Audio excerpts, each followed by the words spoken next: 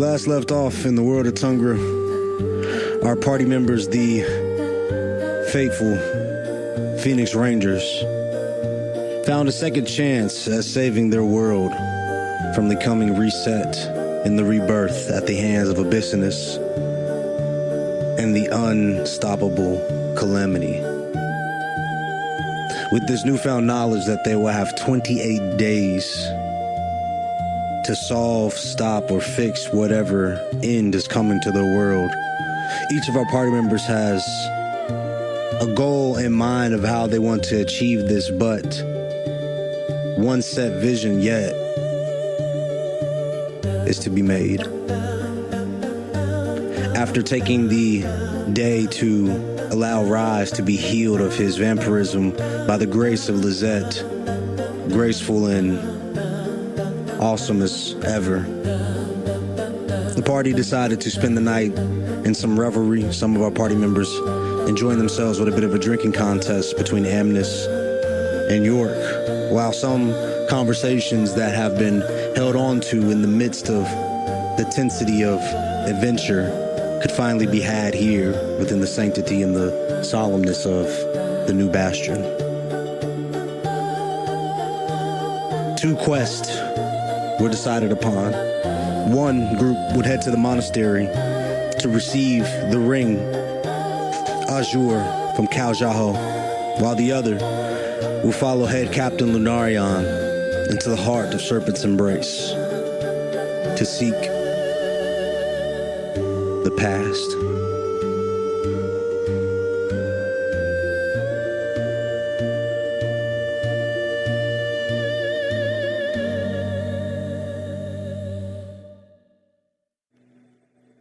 Overnight, many of our party members had deep conversations and romantic developments between them, but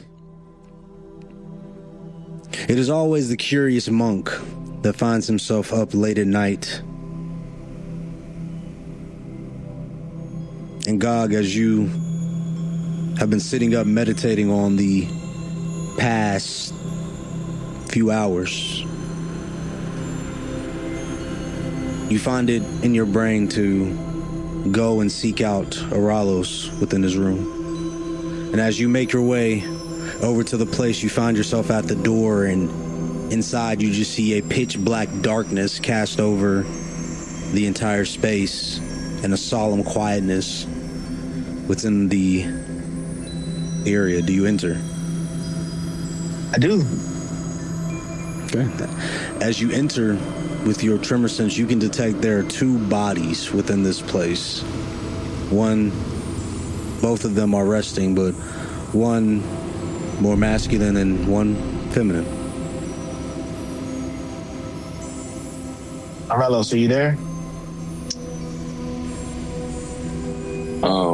Eralos jumps up from sleeping on a tree, and he looks and he says, Gog, is everything okay? Yeah, everything's okay. I would like to talk to you a little bit before you guys depart. Yeah. Okay. As he turns around to check on Cora to make sure she's still asleep. Is she still asleep? Yeah. Okay. As he walks up towards Gog and puts his hand on his shoulder and walks out the room. I got him outside. When did that become a thing, Eralos? Cora? She had a rough night. She just asked if she can be company. Right, company. It is not a thing, Gog, I would tell you. I am not ashamed of my escapades. Yeah, sure, okay, that's what you call it. But that's not why I pulled you out. Let me tell you. So, you'll be going with Lunarion, right? Yes, I will be. To his homeland. To his homeland. Yeah, right. You know, My life has been pretty short. Honestly, I'm only like 19 right now. So I haven't had, as much experience as the rest of you guys. But, in my little short life, I've only had 2 people that I've called brother. And Lunarion's one of them. The other one, honestly, I don't even know where he is anymore. But hopefully he is doing well. I sure hope he is. But one thing that I do know about my brothers, or the ones that I choose to call brother, is I want them to succeed in life. And I know Lunarion will. There's never been anyone that I've seen as powerful as he. I don't even think my master was that strong, although I didn't see my master fight often. It's mainly training. And I know that he has goals that I don't agree with. But I also know that no matter what, he's going to achieve those goals, whether it's with me, with you, with any random person that might come over, or by himself. I know it's going to happen. One thing I also know, is that he's going down a dark path. Lunarion is he's like a sword. And I've been thinking about this for a while, because every time I see Amnus, I think about this. He's called Amnus the heart of the party all the time. Like, Amnus is the heart, And I've always thought maybe I'm this, maybe I'm that. I don't think I'm any of that. I don't know what I am. But I do know that he's the sword. And him being the sword, he's been sharpened with fear, anger, hatred, love at times. He's been sharpened with everything but hope. And I hope one day I can be the hope of this party. But Eralos, what I'm going to ask you is for you to be the hope right now. I need you to be his hope. When he gets too far into this darkness, I need you to be, it's funny because you're a dark guy, right? I need you to be this light. I need you to be his light. I don't want him to be irredeemable. I know he says that he thinks everyone's going to go to hell because of the things that the Serpent has said. But I don't agree with that. There has to be somewhere for everyone to go. So I need you, no matter what, to pull him out of whatever darkness that he goes inside. Can you do that for me? It is funny, Gog. I agree with you. Your friend walked a very dark path. He has asked me something very similar, which I have agreed to, of course. I just hope that when that time comes, he is as open to criticism as he said that he is. If he isn't open to criticism, I ask that you offer him mercy. He has asked me if he is not willing to listen to it in him. He is your friend, Gog. My what brother. would you do in that situation? He is your brother. What would you do in the situation where you feel he is too far gone? I will pull his ass back. What if he is not able to be pulled? What if he has flown, as they say, too close to the sun, and he is being sucked in at an uncontrollable rate? What do you do then, Gog? How do you save somebody who cannot be saved? Eralos, if I can't save him, then I failed. I'm not too big on failing. Neither am I, Gog. And I hope that it does not come to that. As do I, friend. But if the decision must be made, what would you have me do, Gog? I already told you. If it is him or the world, then find a way to pick both. he rests his hand on his shoulder, he says, I will do my best, Gog. For you. I appreciate it. That's all I came to ask you for. Your brother is in the best hands that I can put him in.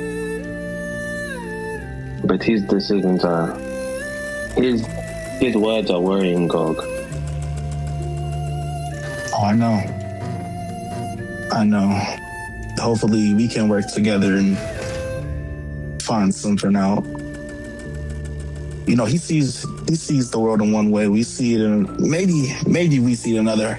I think you see it in another, and I'm still trying to figure things out. So hopefully we can all come together and look, we're trying to save the world. Hopefully we can all do it together, right? That is my plan, Gog. I just hope that is his plan as well. I hope so too. But I'm not going to take too much of your time up. I wish you guys well on your adventure. Do what you need to do. Just, like I said, and this goes for you too, don't try not to go too far into the darkness. As Gog puts his hand on Eralos' shoulder and then departs. Good night, Gog. Get some rest. I'll try to. As you Send you, friend. All right, as our friends separate off and they finish their night of rest, everybody gets the benefit of a long rest, so go ahead and make sure you all put that on your character sheets. As we approach the end of this rest, Lunarion, as excited as you are to make your way back to Serpent's Embrace, you're the first to wake up. It is time to gather your party members. Who do you go and retrieve first?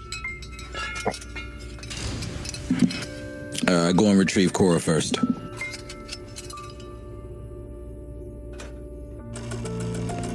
All right, as you go to Cora's room, do you knock on the door or do you enter?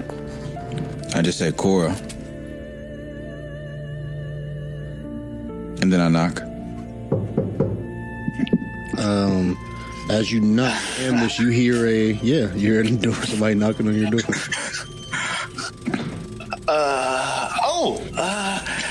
Hold on. Let me get my stuff under wraps as he quickly dressed and he opens the door. Oh, hey, Captain. What's going on? Amnus, what are you doing in Cora's room? We was going over some late night planning, since, we all been up and whatnot. So she just wanted to give me a quick briefing on, what she hopes I can do over there with the other group, And did you gain the information you needed to succeed in your quest? Yeah, and then some. Yeah, so I'll be ready to go, ready to head out. Strangely enough, she's not in here. I don't know she yet. Maybe she's outside or, in the hallway doing Uncle Paulo's. Might get your Uncle Paulo-in-law. You're talking quite a bit, Amnus. Pretty excited this morning. Did I disturb you? Did I interrupt something? No, you didn't nothing, man. I was just surprised you coming here, I didn't know he's gonna pick her up, so Perhaps I was meant to meet you first. Could you spare a minute, Amnus? Sure thing. Don't move. We can speak right here. I need you to look me in my eyes, Amnus. Okay. All right? All right. Do you love her? Yeah, of course. She's my fiance. And you understand what she means to do in the world of Tungra. What her ultimate goal is. Yeah, honestly, the god-slaying thing, I'm kind of iffy about, really. It's no thing. And there's no time to be iffy. You must make your decisions and choose your alliances swiftly. Because if you love her, you must mean to show her your allegiances with her ultimate goal. Do you not agree? I agree. I'm just trying to keep an open mind. What if there's information, that's given to us that don't have to involve slaying the gods, Have you considered for a moment that you may be too foolhardy for a heart like hers? That perhaps the distance between you is more than merely believing that she's the fiancé that you've lost when you were younger. Excuse me? She's definitely the fiance. I haven't lost anything. She's back, and everything's all great. Yeah, everything's all great. What are you getting at? And if she's to meet someone that meets and matches her conviction for her goals, could you imagine a world where you'd still be in her sights? Of course, she's Nelly. You don't believe she deserves better? Better? I am better, Captain. I don't know where you're going with this. Is this because of the whole Kalen fiasco? No, it's because I mean to understand your conviction, your level of conviction for her goals and her dreams. This could very well be the last time you see her. Do you understand where we are going? In the next few moments, she will be stepping into the middle of a battlefield, surrounded by foes. She does not need to have second guesses and second judgments on rather the love that she's left behind believes in her. So you either fall in line and you agree with her, or Amnus, by God, you get out of the way. Get out of the way for who? What are you talking I about? need her strong. You think I'm making her weak? I think you could, Amnus. So I ask you again, do you love her? More than anything in this world, Captain. Then tell her that you agree. Then tell her that if she needs a shoulder to lean on, it will be yours. No matter how much blood stains the side of her face. Of course. I'll definitely tell her that. You didn't need to tell me that. I was going to tell her that before we left anyway. No matter what decisions she makes from this point forward, you will always be here for her. Yes. Of course. You're kind of scaring me. Say it. No matter what decisions she makes from this point forward, Amnus, we are deathly serious here. No matter what choices she make forward, I'm gonna be there by her side, Captain. I promise that. No matter what, on the hide your heart that's beating in my chest right now. Well, the blood's flowing through it, but yeah. Speaking of hearts, never forget. Yes, you are the heart of the Phoenix Rising, but you are also the heart of the Phoenix Rangers. Your kindness, your gentleness, I do not take for granted. I need you to, Amnus, look at me. I need you to know that I respect you, that I care for you, and that I love you, and that I trust you. Lunarion, Captain. I've never said those words to you before, Amnus. So I need you to understand them now. I do. Honestly, I do. But why are you saying that like you might not be coming back? Did you not hear me, Amnus? I am stepping foot. Okay, Captain. I don't like the tone of your voice. It's not the Captain Lunarion I know. I need you to say it with your chest that you're coming back. You're going to bring back Eralos safe, and you're going to bring my... I don't know who will come back. What? The Lunarion that stands before you today may depart. And surely my flesh may return, but I am not certain that I will return in the same mindset. I will require my heart to bring me back. The heart that beats in your chest has always granted me solace, peace of mind, no matter the situation. I speak with conviction, more conviction than I've ever felt. Merely, my rage lies dormant. I understand my enemies now, more than I ever have.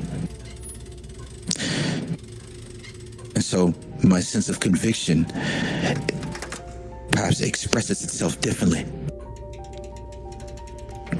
Unwavering. Okay. Unflinching. Guided. Straight. I see my direction, even as I look at you. Thank you for this conversation. You said that Coil was where?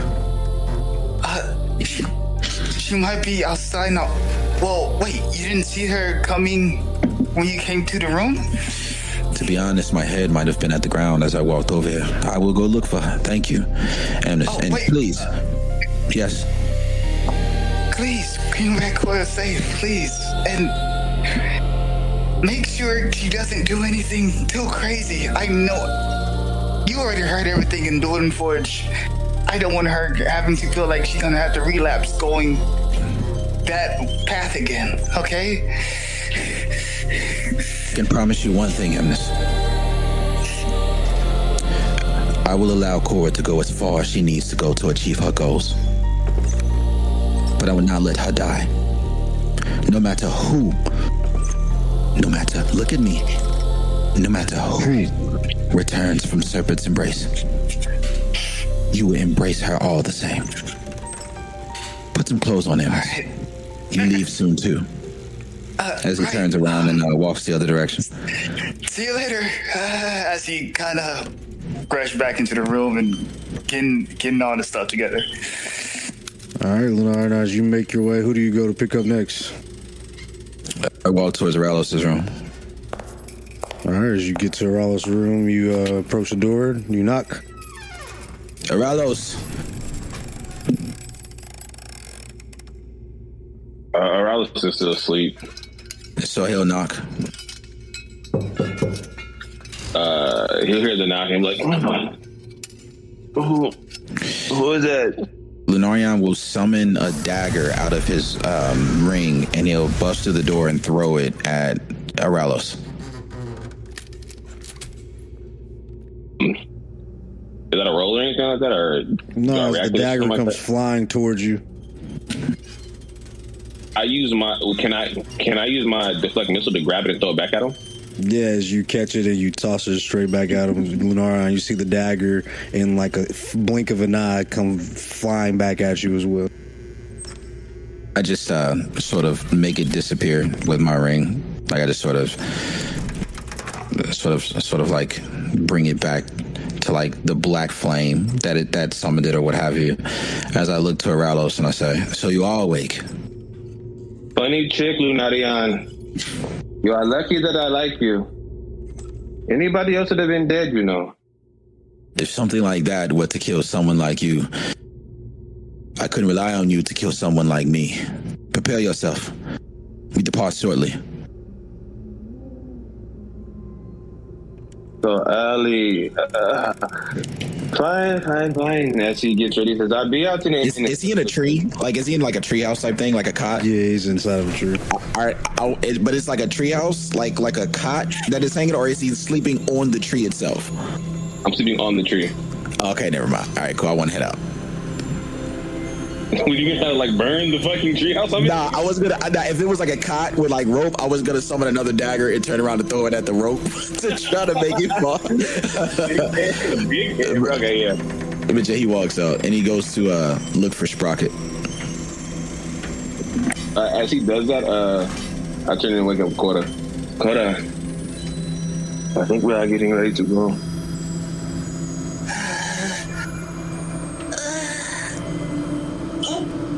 Good morning.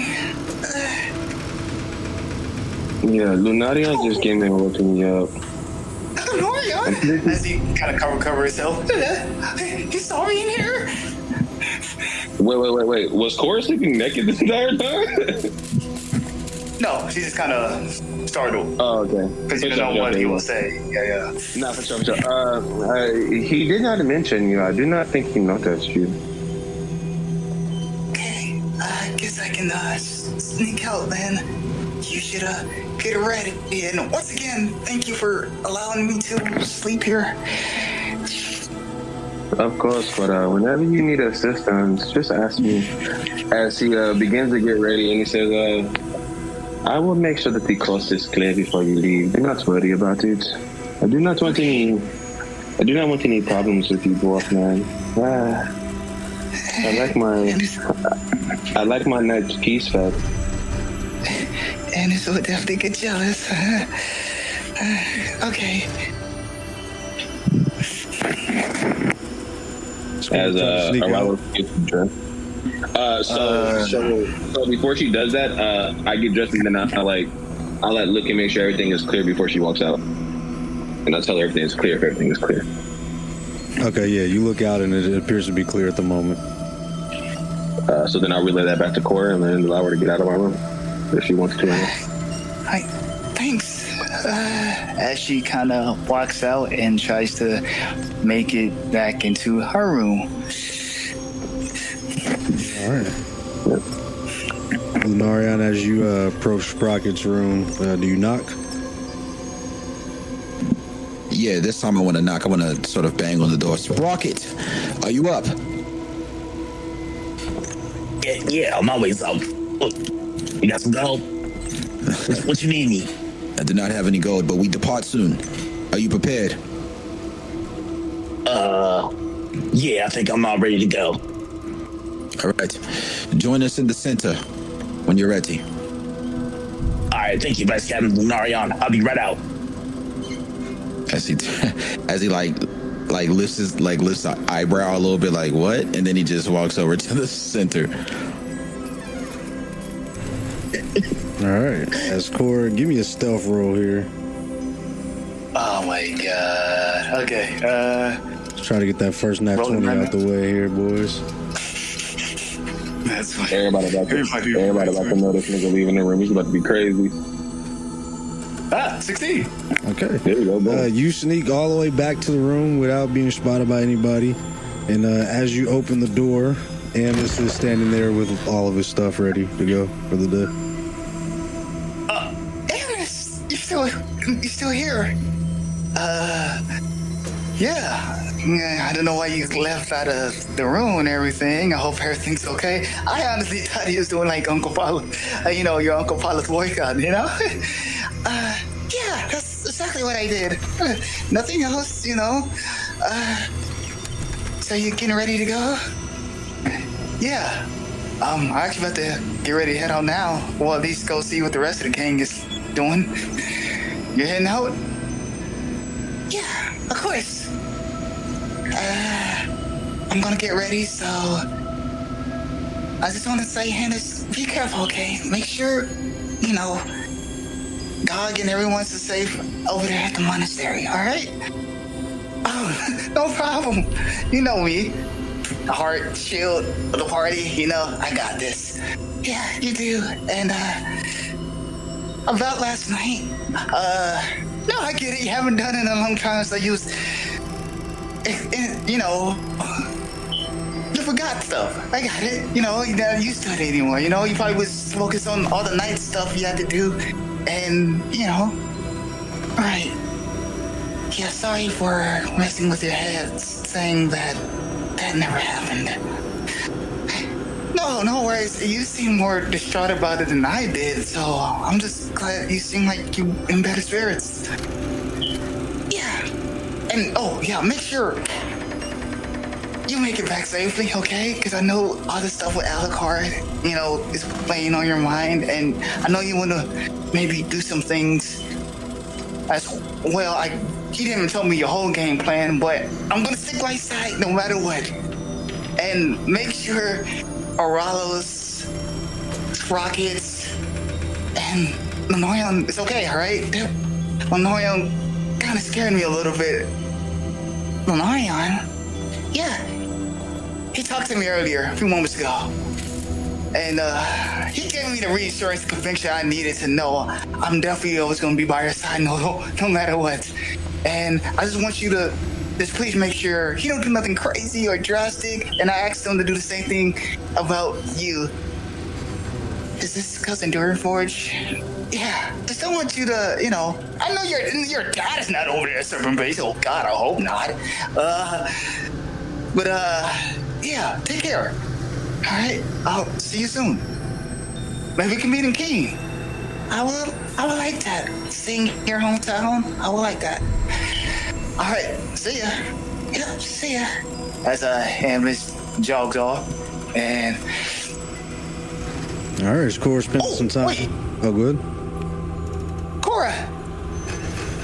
Yeah. I love you no matter what. Okay. I got your back. All right. Don't ever forget that. All right. Right. I love. Yeah. See you soon, Amnus. All right. As now he jogs off, and Cora goes into the room and get her stuff together. All right, as Cora takes some time to get herself together. For those of you that want to catch up with Amnus and the rest of the crew, find us next week on Phoenix Rangers in the Mountains of Kim. Cora, as she exits out, you come to the portal way where Lunarion, Eralos, and Sprocket are waiting for you. There's the whole gang. Y'all ready to head out?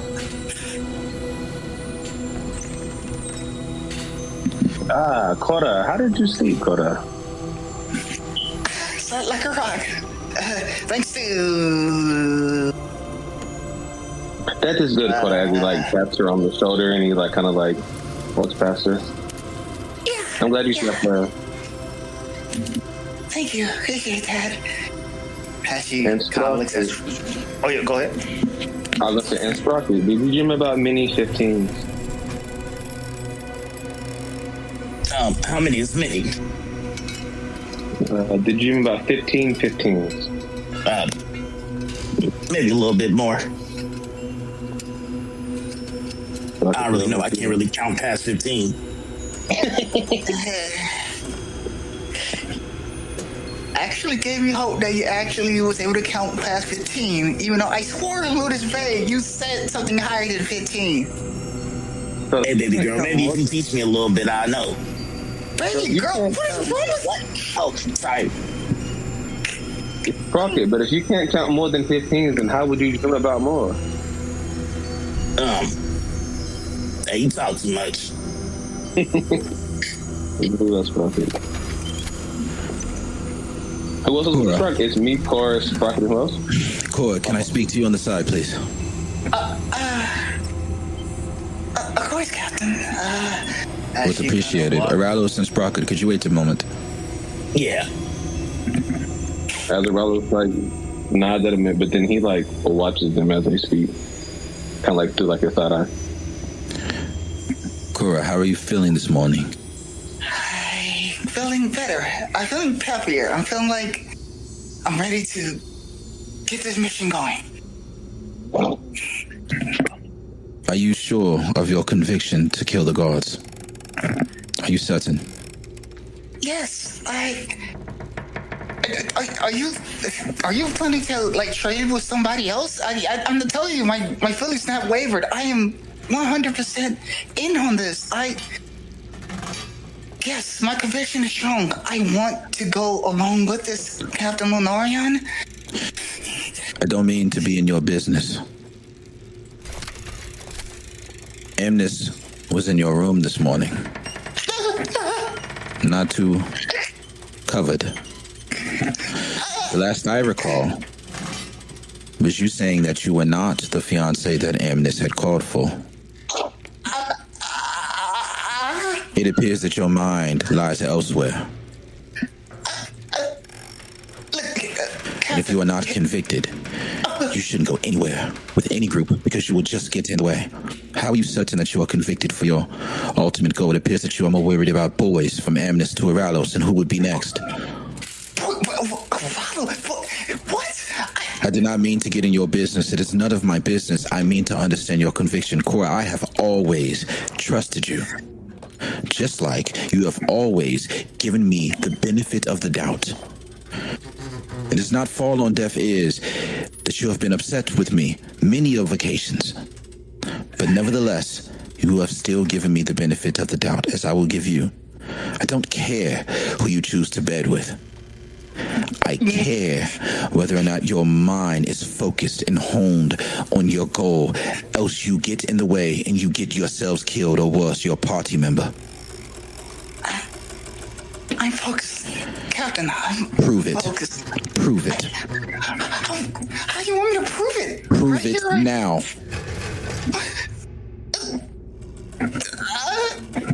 She punches Lunarion in the face. Is this your way of proving your conviction? I feel like if I able to do this, if I able to punch my captain, I'm willing to do anything that's asked for me later on in slaying the gods. Perhaps I'll be deserving of that at some point. But I understand.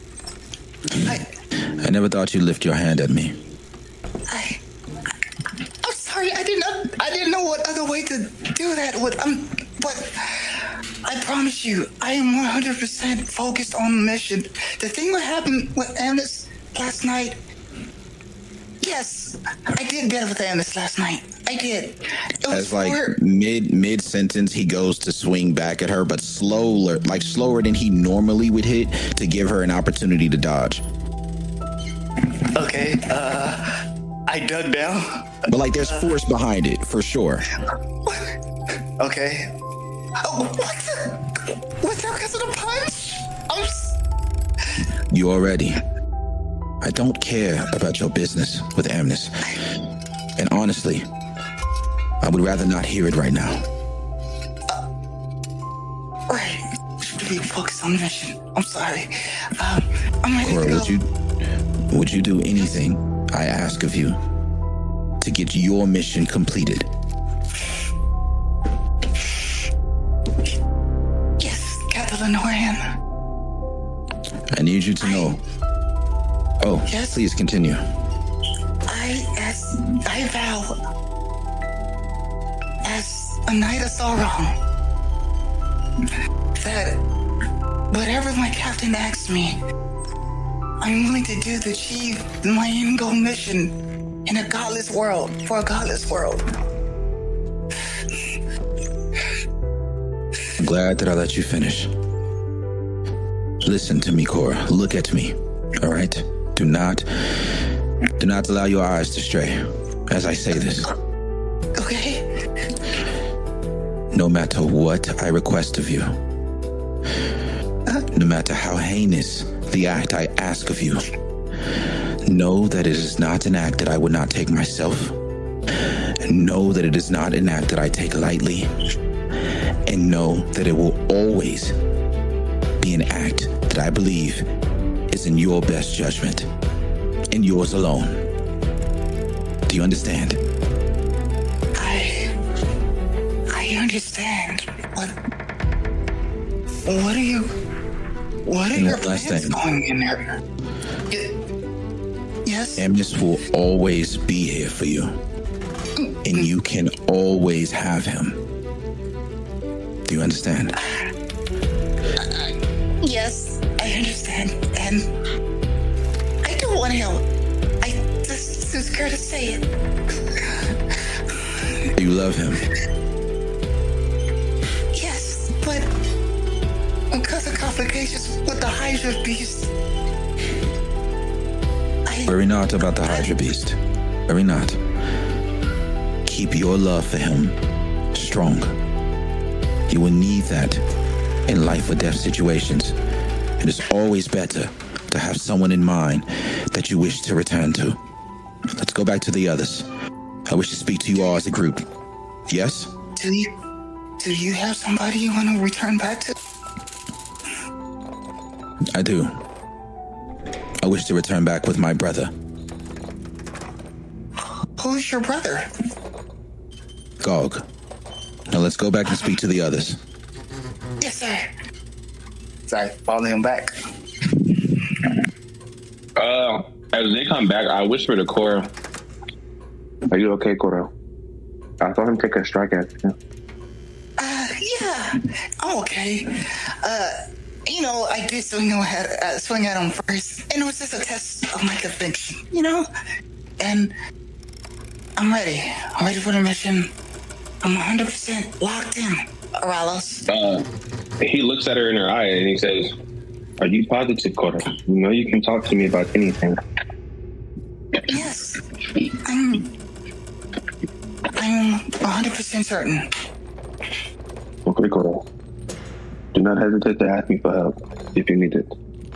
As he redirects his gaze back towards Lunarion, he's apparently walking up, I'm assuming.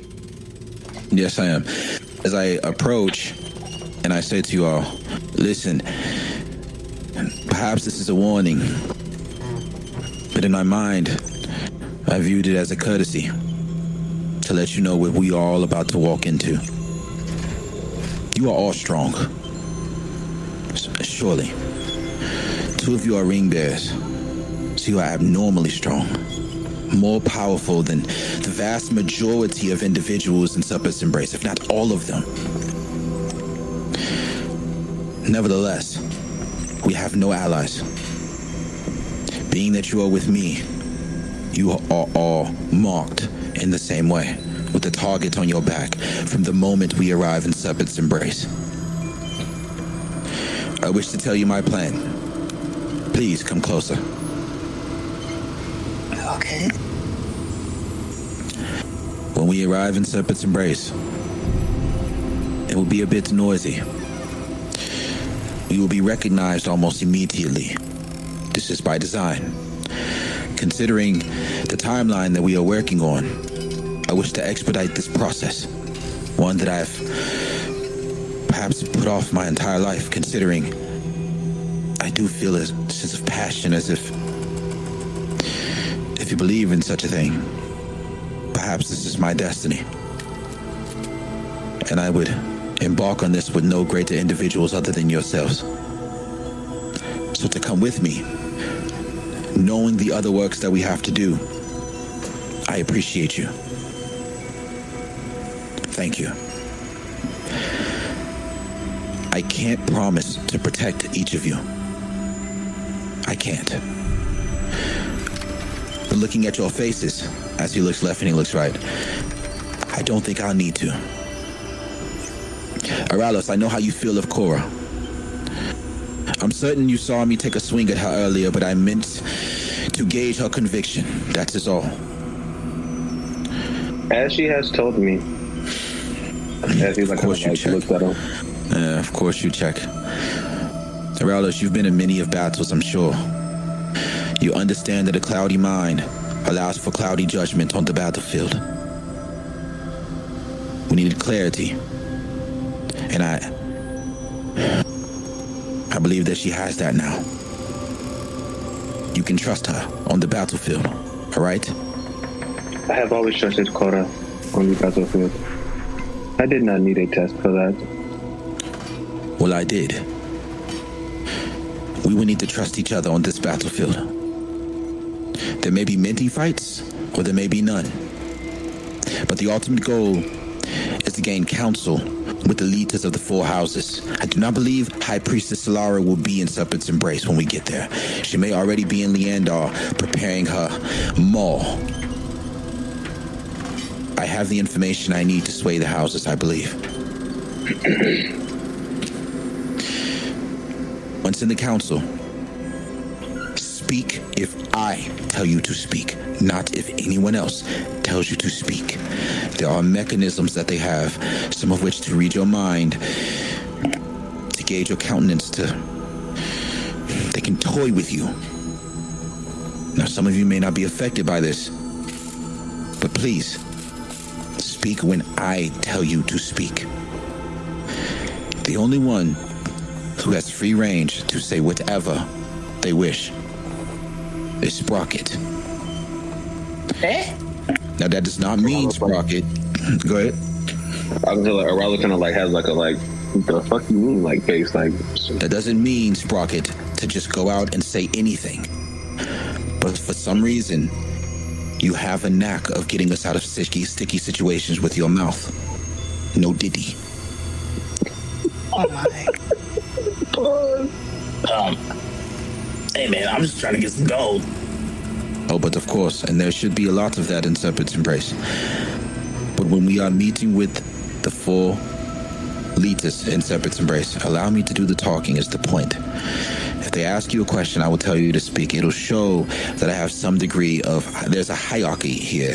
That's just how they rule. It means nothing. Just please think nothing of it.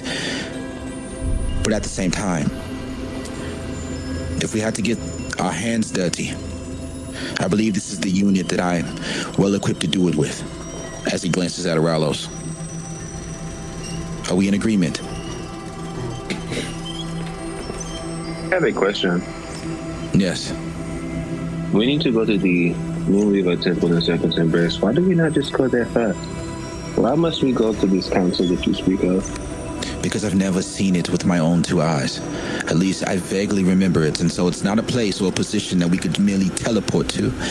And this is something that we need to get done first, because there may be mechanisms required by other Yuan-ti from other houses to open the temple, to grant us passage. And so we are killing two birds with one stone. You Yuan-ti and your slithery ways. My slithery ways. I suppose if it must be done, then we must do it. We get the hardest task done first. After which we have free reign. For if my goal is achieved, we will rule North Primos.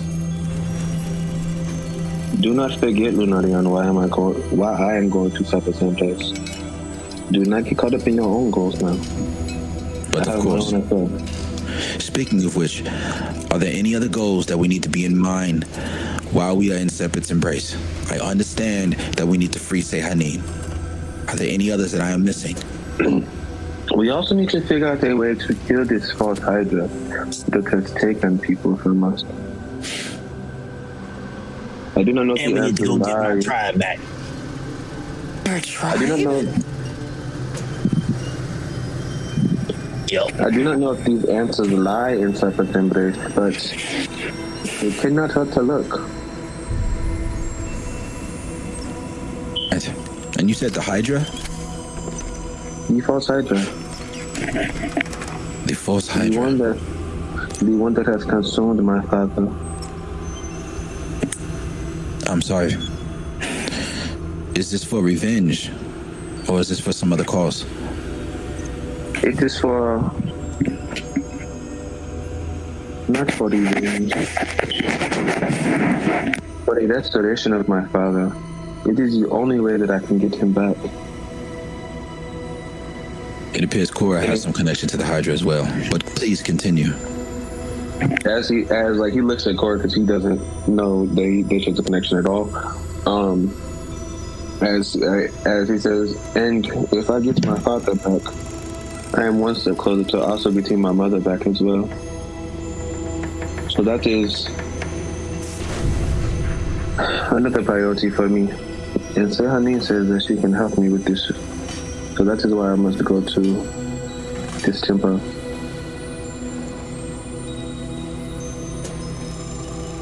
Understood. Anything else before we depart? He looks at Cora and he asks her, do you have a connection with the False Hydra as well? Yes. Remember what I told you last night about the...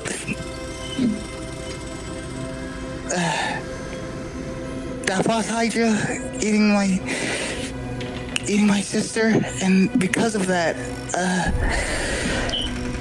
Amnus sees me as her. All the memories she has of her is now of me. Yes, of course. So we are killing 3 birds with one stone, essentially, by killing this False Hydra. Yes, at least when we get rid of this, at least I know my sister's soul can maybe hopefully rest in peace. Lunarion, considering that we have a large portion of this group that is interested in this False Hydra, I think that this should be a priority when we get to your Serpent base as well. Well, we need to find the false Hydra. And yes, I do believe we should prioritize this as well. I agree, Eralos, with your assessment. Right, quick question.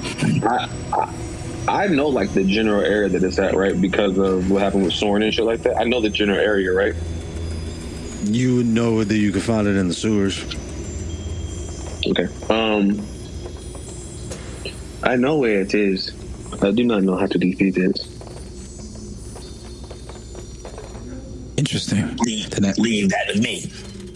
What do you mean leave that to you? But of You know course. you know what a boss hydrant's at, Sprocket? Nah, but I know how to kill it. And then when I kill it, I'm going to take its heart. I swear, if you talk about that tank stop you did to Gugungi, Hey, what was you about to say, Last Captain Lunarion? what? Oh my god. That means that we must move. Please think nothing of it. Have I been promoted? No. Have I been promoted? Nah, you like Junior Cadet, Captain. Oh, Yeah. hell no. Oh, hell no. So who is the captain now? Right, I'm the tribal chief. Oh He god. ignored. He ignored it altogether, and then he go back to Lunarion. So, like I said, I know where it is. We just need to figure out how to kill it. So we know where it is. We know how to kill it. It seems that we need to expedite this quest that we're on to Serpent's Embrace so that we can get that done as quickly as I do possible. not know how to kill it. I do not know how to kill it. I understand that, Eralos, but I do trust Sprocket on this one. I've spent quite a bit of time with him. That's right. I strongly suggest that we get a plan B just in case Sprocket goes back. Like my I don't believe any of you managed to save an entire race of people merely on a single boat. Sprocket That's did. right. Yeah, talk about it. Talk that shit, man. Sprocket managed to speak to the leaders of this goblin race and become the leader in a mere few hours of this race. Trust me. Preach it. There are moments. You cannot speak to monsters, Lunarion. Oh my goodness. You cannot all create monsters diplomacy somewhere. with monsters. We don't need diplomacy with monsters.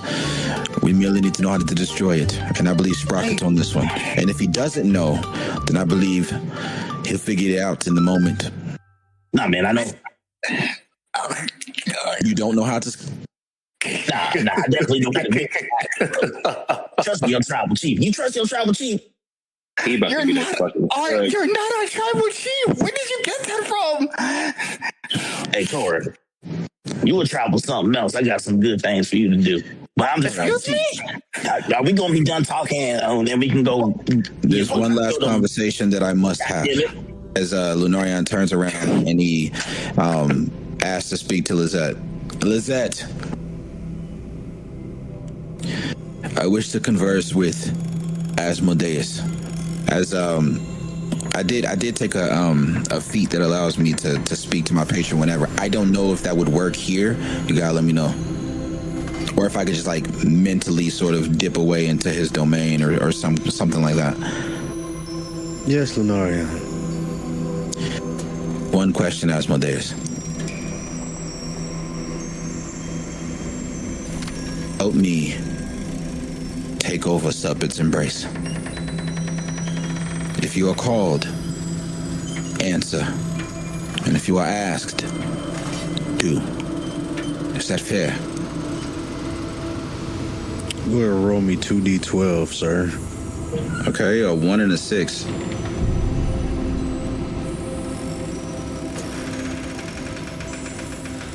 Oh, you always know I will help whenever it suits my interest, and as we are aligned. It feels as if we are more aligned than we've ever been. I feel this surge of power that I've never felt before. I do believe that I could achieve this goal, but I will need everyone's help here, including yours. As he goes to turn around and face the party and prepare the portal. Okay.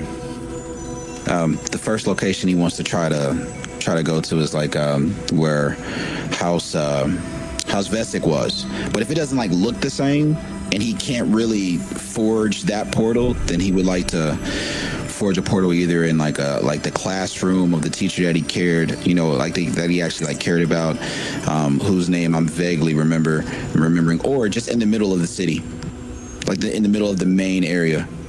Okay. As you start to imagine Serpent's Embrace, before you appears the map that you see here, where you see the various islands and principalities of this area known as North Primos. And as you begin to imagine the places that you used to stomp around when Vessic once ruled this land, you start to imagine faint memories of the city and the various tiers of the Grand Ziggurat, Asathka, standing above all of the tiers beneath you, looking out all the way down through the clouds to the great slave pits below. This place no longer exists. And as you begin to imagine the classroom appearing before you on this massive portal, rising from the jungle, sitting atop a grand lake filled with poison and bog, jutting up into the sky of the Serpent's Eye, the large ziggurat, 9 tiers winding skyward like the bones and the body of a sleeping titan, piercing the sky with obsidian statuettes of fangs and serpentine imagery streaking with glowing green rain.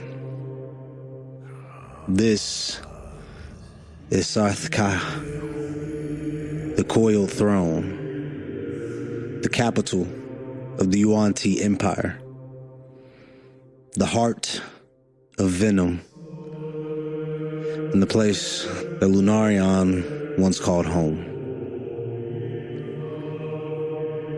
And as you begin to visualize this space within time, you can see a large procession making its way up the Grand Ziggurat. In the distance, you hear horns blaring, low, bone rattling horns, ceremonial. They do not welcome, they warn.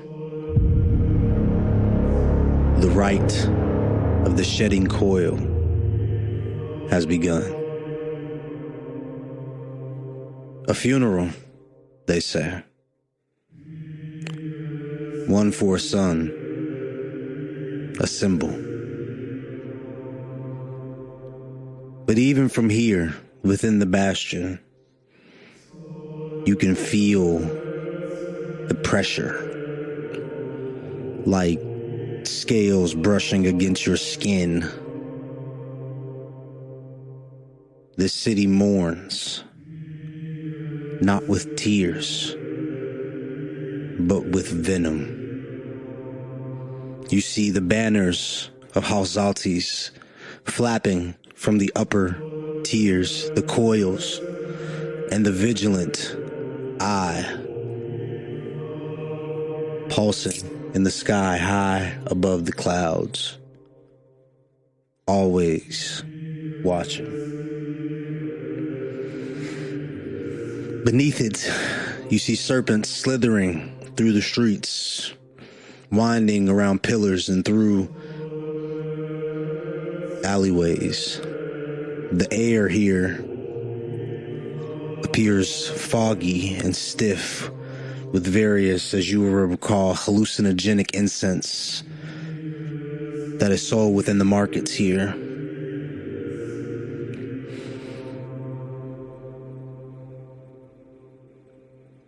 As you picture the classroom, it is in fact empty, eerily.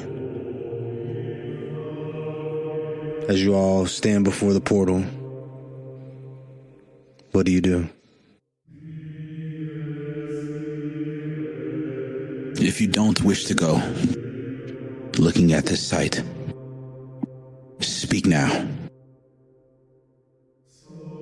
Right, this is not one of the places I saw in my vision, right, of like Serpent and Raiz. I've never seen this place before, right? You have not seen the capital, do you know? Okay. Eralos starts walking backwards and he says, "No time like the present," right? As he walks backwards into the portal. Like I said, I'm 100% locked in to the mission, Captain Lunarion. And it's not that spook creepy, you know, it's creepy in a snaky kind of way, no offense, but yeah, I'm ready to go. As she kind of like goes in her inventory, takes out the little loot box robe Amnus had gave her, and she puts it on and then puts it over her head, and she starts walking. Before she walks to the portal, Lunarion wants to throw her the resurrection scroll that he has, like without saying anything. He just throws it and she says, hold on to this for me." What? Okay, all right. As she puts it in her inventory, little bag, satchel bag. Does Eralos see this? See the portal, or see them exchange that? Yeah, see them exchange that, yeah. Yeah, sure. I mean, you're all there. Yeah, sure. But okay. He takes note of that. I don't know what it is, but he takes note of it, though. As you all begin to... Wait, and does Sprocket go through? Yeah, Sprocket walk through. All right, Lunarion wants to go invisible. Okay. Hell no. And then he wants to walk through the portal. Lunarion goes invisible. Cora, with your true sight, you can actually see him as he walks through the portal, so you do know that he walks in. You also feel a moment of you maybe forgetting to leave something for the other group. A way to contact each other. Can I do that? Yes, that's why I'm prepping you now. Thank you. Okay, what do I need to do? You need one of their blood. Okay. One of our party members' blood right here, or the other the monastery part? One of the other party members' blood. We could say you got some from Amnus last night if you were sneaky about it. Yeah, Let's go with that. Just say that. Just say that. You got a little bit too nibbly with him, bro. Okay. All right. I got the blood. Nibbly. What do I do now? All right. What are you trying to create for him as a communication? It's like a little phone. It's like it's like, you know, like One Piece, the little corresponding snail phone. It's kind of like that. Okay, cool. And do you leave it for him? Yeah, I leave it for him, and I just grab a piece of paper, write a note. It says, "This is for direct communication with me and the other party." So yeah, I put the little note on the thing, and yeah, now I go into the portal. Alrighty. Eralos, as you watch as Sprocket and Cora jump into the portal. Lunarion appears to go invisible, but you expect his sneaking around, I would suspect. Really, Lunarion? Leaving us in your capital, all by ourselves. 2 elves and a goblin? Wait, Does the portal close? Are you all through? Yeah. Yes. Yeah. And as you guys all exit, the portal closes behind you. As you feel the infernal mark on your bodies begin to heat up a bit. And Brendan's there. Yeah, the march we got from Lizette. Yeah, but Inferno one? I thought that. Ooh. I say that as I like, because I can't sense like him anymore, right? No, I revealed myself. Once the portal closed, I revealed myself. Oh, okay. I was about to say something about seeing. Okay. You just walked in invisible? Okay. Yeah, because I didn't want it to look like I came in the portal. I wanted it to look like I was like around the area, just in case people were looking. Okay. For sure. I get it. So I retract what I said, but yeah. We're there.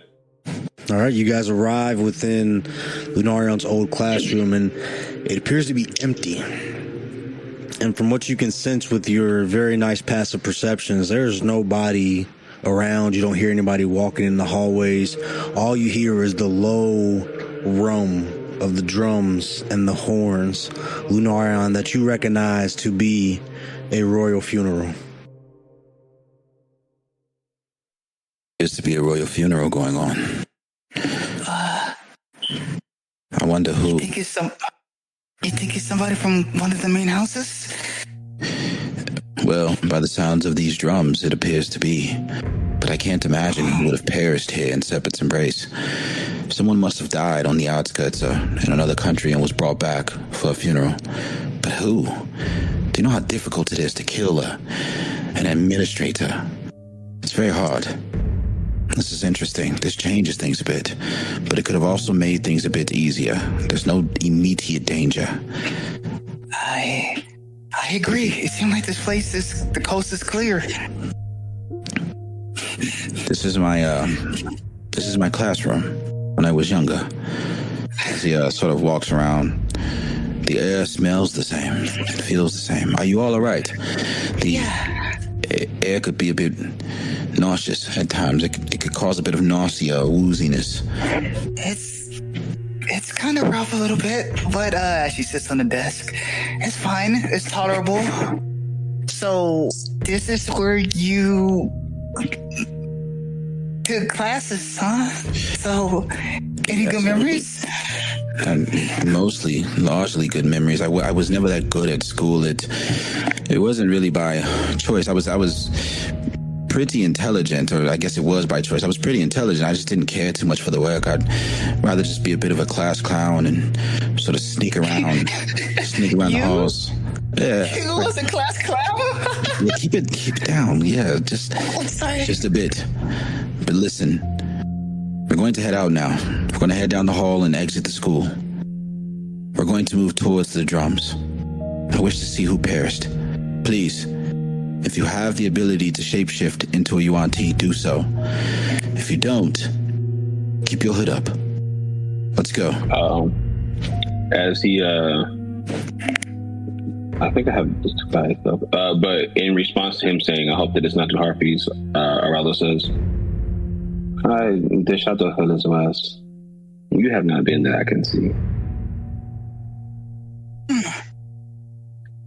As he casts disguise self as a Yuan-ti.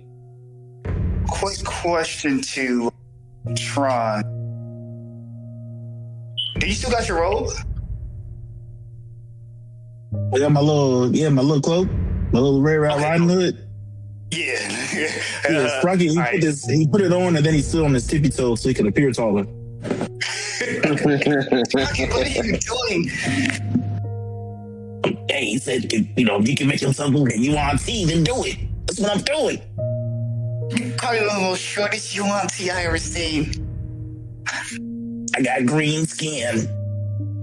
Clear enough.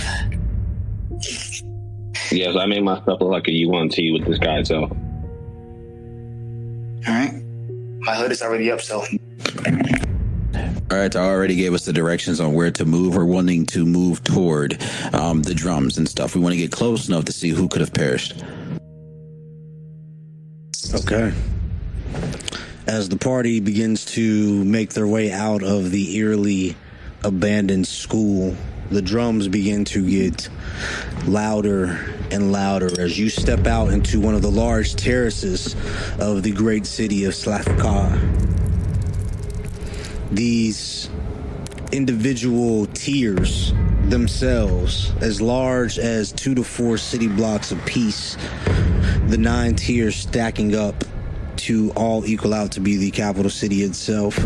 As you look out of the doorway, you can see many of these small ziggurats that are placed along the tier, which, Lunarion, you would know are the community homes that people live in. These ziggurats that are for each individual clan itself, minor clans here that live within this tier.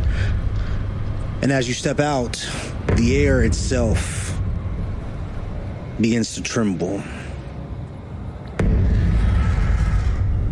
as the boom, boom, boom, boom, boom, boom, boom, boom, boom of the drums begins.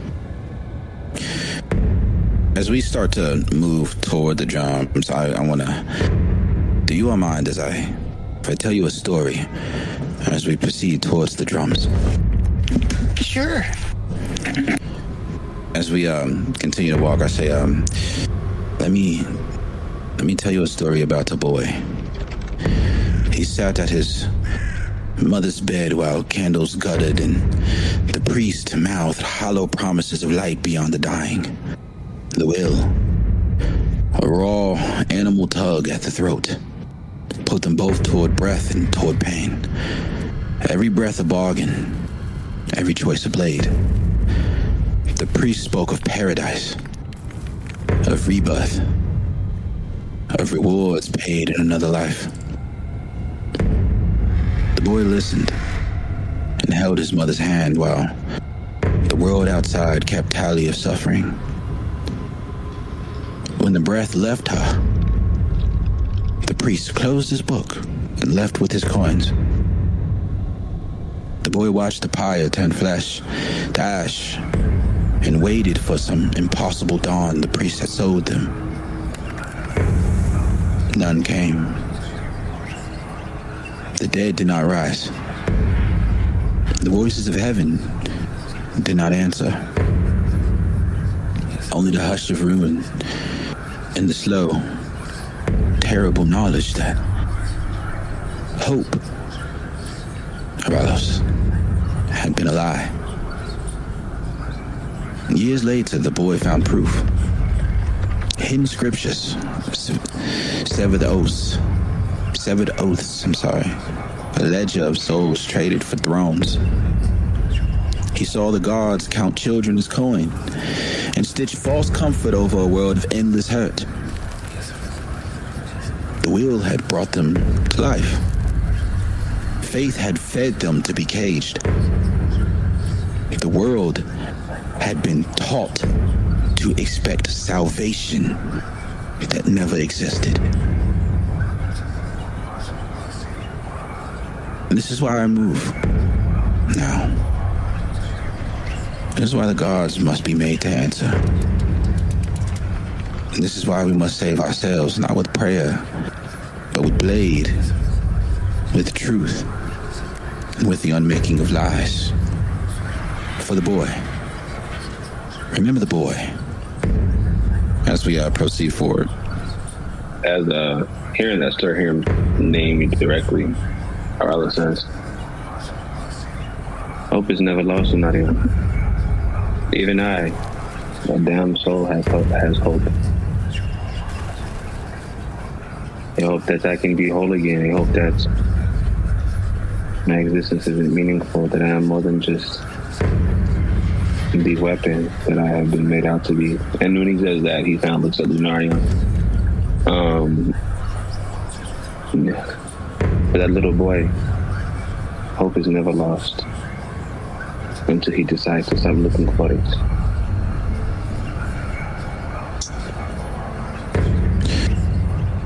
You should know more than most, Eralos, that life is futile. That the only guaranteed outcome of living, even for this individual we are going to see his funeral, even for that person, the only guaranteed outcome of living is suffering. I can't imagine the insurmountable amount of suffering that they've been through. And in the end, perhaps in their final moments, they thought of the priest who mouthed hollow promises of light beyond the dying. Perhaps they, too, believed in the paradise of the rebirth and rewards paid in another life. I know that I am damned, Lunarion. But you yourself, you do not know that anything is guaranteed after your death. You may go to a beautiful place where all snake people can shed their skin in peace and eat all that you guys enjoy to eat. I'm not sure what it is, but you do not know that for sure. I think that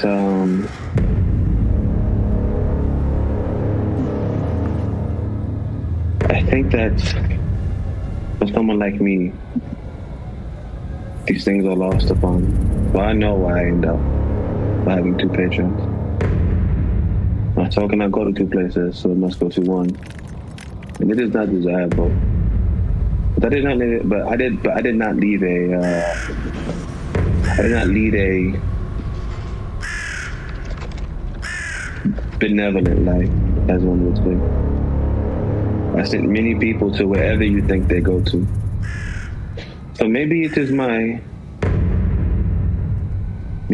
just desserts that I go to this place after I die. But for that little boy,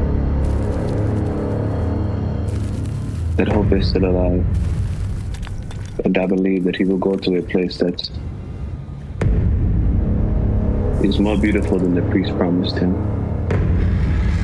Because he is not me, and he has not made the mistakes that I have. So he deserves better than what I will receive.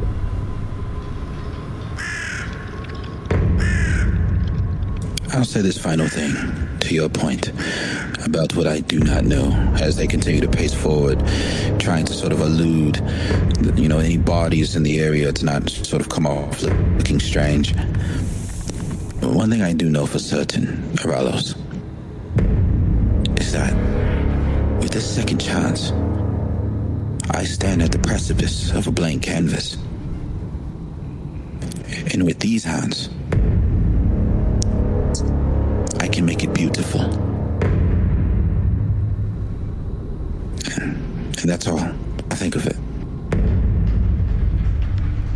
Let's just hope that your painting is more beautiful than the one that already exists as he continues walking. As you guys walk, you come to a point where you come around a corner, you can see a large gathering of mourners. Some of them within the crowd all bearing flags with the banner of House Zaltis. I will post in the chat 1 second. Does this mean anything to me, Chorus, Rocket at all? Would we know this at all? Or is this something only Lunarion would know? This is something Lunarion would recognize. But we would just be it's just a random ass flag to us. Yeah, I'm not sure why it's capped like that, but there you go. Got it. Captain, Yes. I don't know the logo on these flags or what house this represents, but you most likely do, right? So maybe with context clues, you might know whose funeral this might be? I'm starting to get a faint understanding of who this funeral may be, considering we've gone back in time. That there is the banner of House Zaltis, the militant group. They're the strongest amongst all the other houses. Some might even say the smartest, but not particularly. There was a Yuan-ti that I wished to kill in House Zaltis. And I feared his stature. At first, he was one of the grander members, one of the stronger fighters in the military. When I first met Gog, we had a friend with us, Arrow. Some of you may have heard of him. Arrow was kidnapped by a group called the Whispers. Gog and I, having not known each other for more than a mere day or two, albeit We met through battle, helping one another. We still didn't know that much. We made the decision to go and try to find Arrow. Because we felt like, with him helping us in our battle, we sort of owed him one. And through that intense journey, we came about a brute, drone Yuan-ti, Sarek. He would certainly have gone at a funeral like this, considering his kin. Now it's not him. Perhaps it's someone else that's close to High Priest Solara. One whom I've met in Leandar. The one who currently leads Serpent's Embrace. But it is not Sarek. It's anyone's guess. It's surprising to hear that you actually feared someone. Out of all the time I hear from him, you're usually like gung-ho, headstrong. So hearing you actually feared someone actually surprises me. I feared I wasn't strong enough to take him down, while making sure that my friends won't perish in the battle. I didn't feel I was strong enough, and to be honest, I wasn't. I fought a weakened version of Sarek when I managed to strike him down. But I think today, I could take 100 Sareks. Do you feel... Because I had a friend named Glorfindale. He was part of my group of Night Sauron. He wished to fight Eralos Sr. and my Uncle Paulo to be the strongest and everything. He always felt bad if he needed help to win a fight. Did you feel bad not beating Sarek by yourself? Considering how early I was in the development of my magics, no, not particularly. But perhaps I'm saying this because it was Gog who aided me in this fight. Oh! No wonder you called him brother. You seem like y'all been together these past... maybe a month or so? We've been through quite a lot. But let's continue. Perhaps we can see who truly is. Yes. The ceremony's full.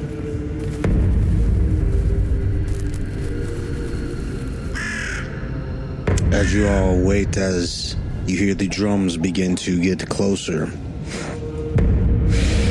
the air begins to tremble with reverence and rot as you feel the humid scent of ash and incense and venom laced in every breath as every Yuan-ti here brings sacrifices to the procession. And just ahead, as a procession appears to be making its way up the ziggurat, torchbearers in black and crimson are leading the way, their flames casting a sharp black shadow across the obsidian walls. And in their midst appears the jade sarcophagus, a crystalline structure flooded with venom that glides atop the shoulders of elite Vanguard, its surface etched with glowing glyphs written in serpentine language, flickering like venom beneath the snake's skin. Crimson-scaled serpents slither on the sides of them, their tongues flickering in ritual rhythm, letting out a hissing sound in unison as they are echoing chants and blessings as they march through the crowd. The mourners are countless, their forms pressed together in a serpentine space just stacked on top of each other and put on narrow balconies atop clan folk ziggurats, each wearing ceremonial robes rippling like dark water, and their voices form a low frequency hum that resonates deep into the bones of the party. It is hypnotic. And for a moment, each of you feel a brief lull of surrender brush against your consciousness. I need you all to make a wisdom save. Oh, Kidoki.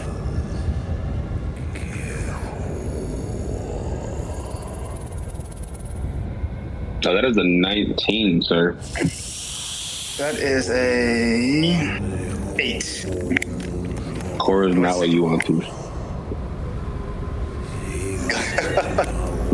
Cora is not what you want. Right.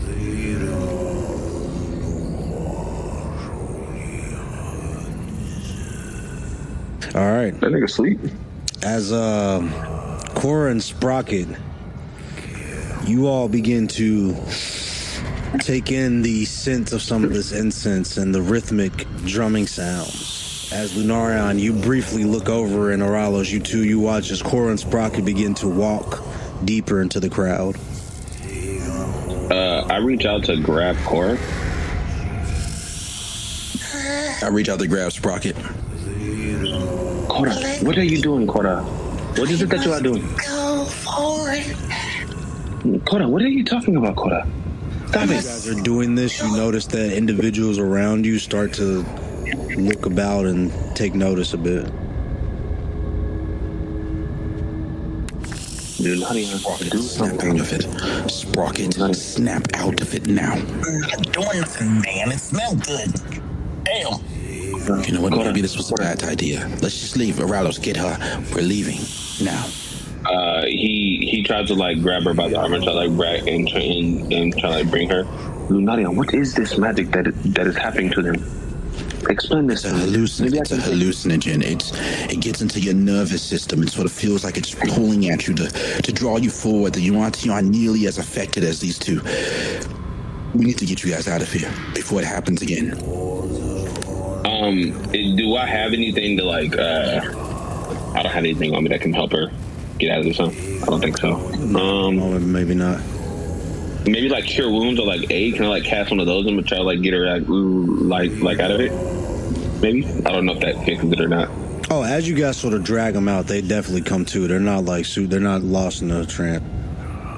Got it. Okay, perfect. Okay, yeah. So we got them out. Is anybody following us? As you guys, as you sort of step into the crowd and you look and see that some people are looking at you, I need you all to make perception checks as well with your new eye. Okay. That is a 22. Oh. My perception is 11, bro. Okay. 13. Like I don't like this level up gave me some really good stats. Why I'm not the gonna lie to dice you. is going crazy. And my first roll is 13. And ignore the other rolls. I thought this was an advantage with the way you roll an extra roll, bro. Okay, cool. As you all start to catch the faces of some of these Yuan-ti, you notice something very strange. That each of them appear to have a number.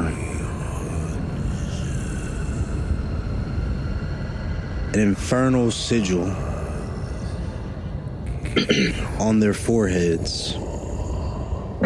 Many of them show the number 28, while some show numbers a little bit less and others way less. Lunarion, what do these numbers mean on their foreheads?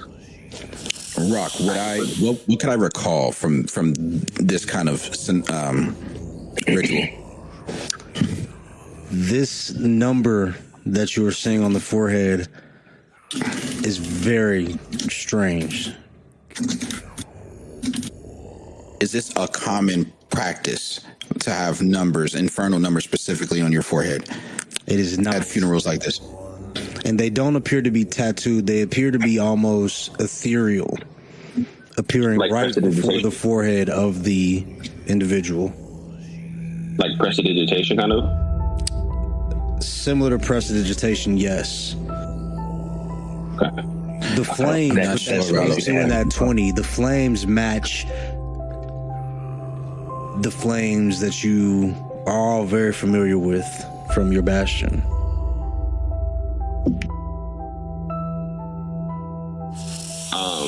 Like our tattoos? Or like our The markings? tattoos, yes. What's going on? Lunarion, these guys exactly like our markings, Lunarion. What is it that is going on, Lunarion? What have you brought us into? I have not seen this. This is a bit strange. I have not seen this kind of behavior at a funeral procession. One moment, Asmodeus, what do you know of this?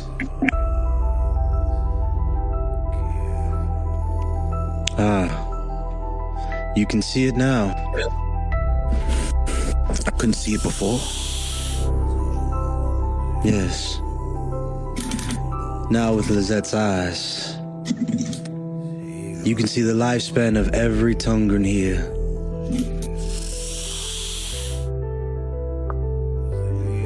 Do we see it on each other's foreheads? You do not. This is like some Death Note shit, bro. This is crazy. All right, and I'm certain that the 28, for the majority, means the 28 days that we have left to get our job done. These are days? You are clever, Lunarion. Do you know whose funeral we are at now? Is it Sarek's? You have not missed yet. Your dear friend Sarek. It's quite the showing for him, yes? Well, of course it is, considering who he is. Are the leaders of the 4 houses present? The 5 houses, you mean? The 5 houses. Ah, yes. Who's the 5th house? We were replaced? Yes, the Catharians replaced you. Do we all hear this, or is this happening in Lunarion's head? This is him having to talk about himself. Oh my god, bro. I'm about to crash out. Okay. The Catharians. I don't understand. What would you think is the quickest way for us to get a meeting with the council of the 5 houses? I have an idea, but I'm not certain it's appropriate to do here. To interrupt a funeral would be a dangerous dealing. Best to let them proceed with their ways, yes? Perhaps attend the grand dinner and request an audience at that point. Sure. We'll return back to the school for now. All right, you all. The numbers that we're seeing on the foreheads, we have the vision of Lizette, so we can see their lifespans. These are in days. The 28 means that they will die in 28 days. And then so on and so forth with the other numbers. So, if this cataclysm do succeed again, Everyone here will die. so that means everyone else in other areas will also most likely have 28 on their head as well? Yes, I believe so. We gotta succeed in our mission then. Yes, I did want to interrupt this procession, but that would just put us in more danger. Instead, let's return back to the school for now. We will try to attend the grand banquet afterwards. They typically have it in that building over there.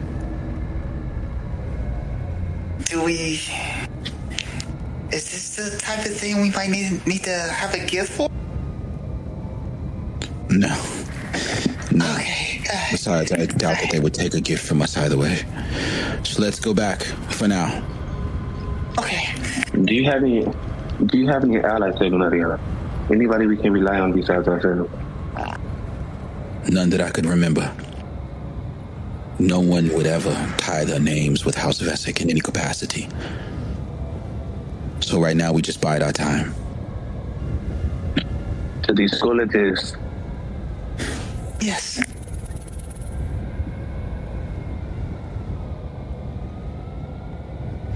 As you guys make your way back to the school, you step inside. Same eerie quietness awaits you as you step back into the classroom.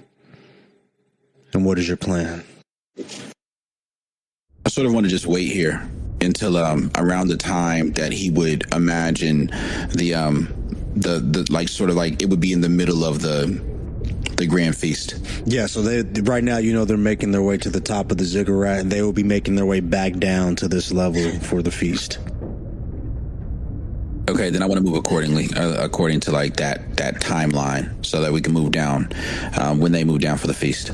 Okay. You do know that you will miss the speech. Oh. Do we go to the top for the speech? You would need to go to the top for the speech. You all, before we go to the grand feast, I wish to hear the great speech that they give after funerals like this. Perhaps it would give me an idea of the mindset or the mentality of those in Serpent's embrace on this day. I do not know that is a good idea, Lunarion. Coil and Sprocket were almost discovered with your hallucinogens in Snackland. This is a bit different. The grand speech, it doesn't operate in the same way. It's less ritualistic and more of words, more of a encouraging or unifying words to bring people together. So no hallucinogens, you are saying. So they are at least not as strong as the ones at the funeral procession, no. He looks at Coil and Sprocket and then back to Lunarion. Are you sure this is a good idea, Lunarion? Just in case. She gets like some paper and stuff out of her bag, and she kind of like twists it up, and she kind of like blocks her nose, her nasal passages, airways. She says, "Actually, we good now." I walk up to Cora and I grant her guidance. Ooh, okay.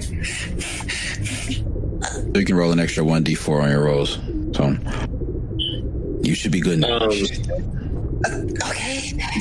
Sorry, I don't have anything to give you for Sprocket, bro. I don't have anything to give you for Sprocket, bro. I'm sorry. Sprocket will be fine. Sprocket's quite green, so he'll fit in a bit more than you would. All right, shall we make our way up? Sure. Behind you, Captain. Sorry about that. I'm feeling Bruce. I apologize. Oh no, you good. As we go to take our right behind you. as we go to move our way to the top. Okay, as you guys step back out, you notice that the group of bodies that were watching the procession head upwards to the upper tiers has now made its way to the tail end of the large group of Yuan-ti that appear to be slithering up the Grand Ziggurat. As you all step out, you need to make a succession group of rolls to get to the top of this place undetected. 3 specifically. There will be duality rolls. Who would like to roll for the group? Oh. Duality rolls? Yes. Yeah, no, we all know how much this app hates me, bro, so I'm not going to put that on me. Okay. It's a 1d12? It is 2d12. 2d12. Okay. 2. All right, here we go. You got this, bro. Okay. As you guys start to follow the serpents as they begin to walk up the ziggurat. Cora, once again, you begin to smell the incense, and it gives you this woozy feeling in your head. Not enough to stop you from proceeding, but you do know that this will not be a very easy journey upwards. The rest of the group, you all take notice at some of Cora's discomfort as you guys are proceeding, as the air begins to get very thin up here. I put my hand on Cora's shoulder and like help her up the temple, the ziggurat, to give her assistance.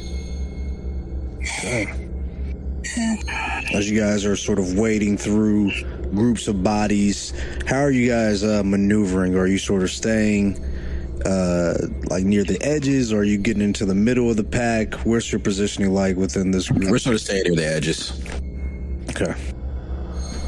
As you guys maintain presence on the edges, you notice that along the edges of the procession, you see large Yuan-ti guards, abominations clad in heavy armor, with weapons that shine bright green and they ooze viscous fluid as they peer over the bodies that are passing in the procession.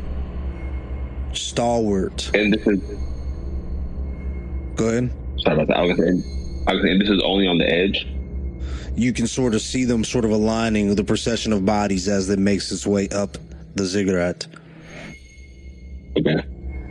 As they're sort of watching over the group, who would like to make the next duality roll? And we will add your stealth modifier to it as well. Oh, stealth modifier? Yeah, okay, well then I'll do it then. All right, go ahead.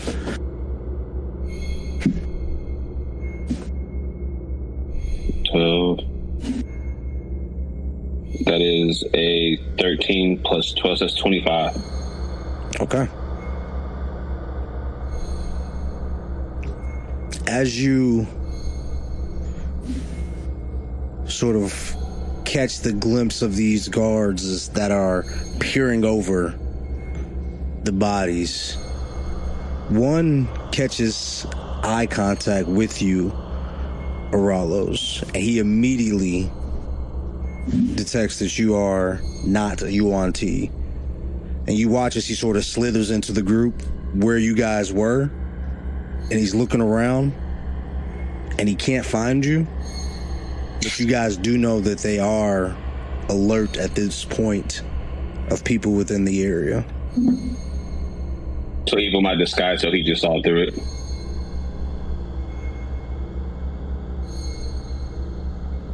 You do have disguise self. Yes. Sorry Yeah. So yeah. So he makes So he makes eye contact with you, and with that disguise self, I'll say he sort of looks at you. He does notice like the oddly sized groupings of people, but he does not approach. He stays off to the side. Sorry, I forgot about your disguise self. And as you guys continue up, and I notice him doing this, right? yes, so he's sort of peering over all of the individuals, and you make eye contact with him, so you know that they are looking into like individually at people. They're being very particular about who they're observing. Lunarion, maybe we should get away from the edges where the guards are.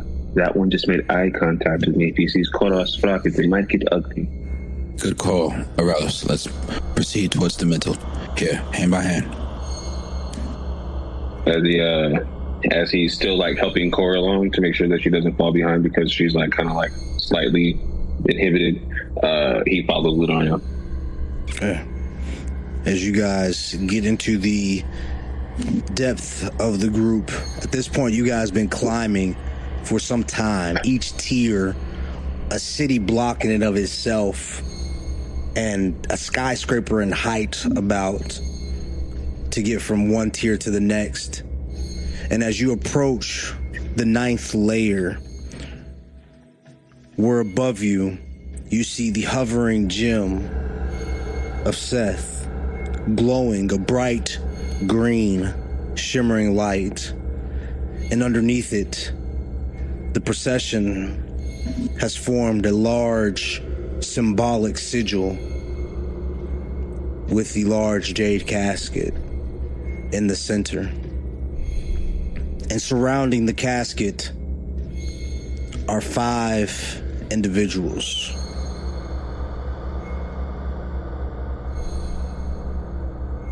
Those must be the leaders there, Eralos.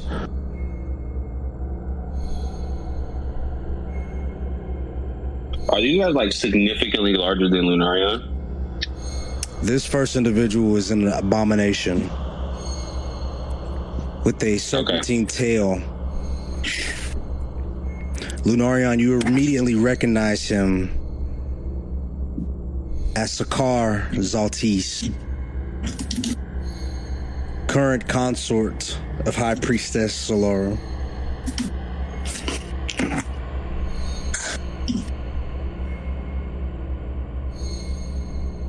These guys are pretty big. Yes, and they're pretty powerful. That guy looks sick. The next, a large, slender Yuan-ti man, whom you would recognize as the leader of House Shravani, Varan Shravani himself, master of poisons.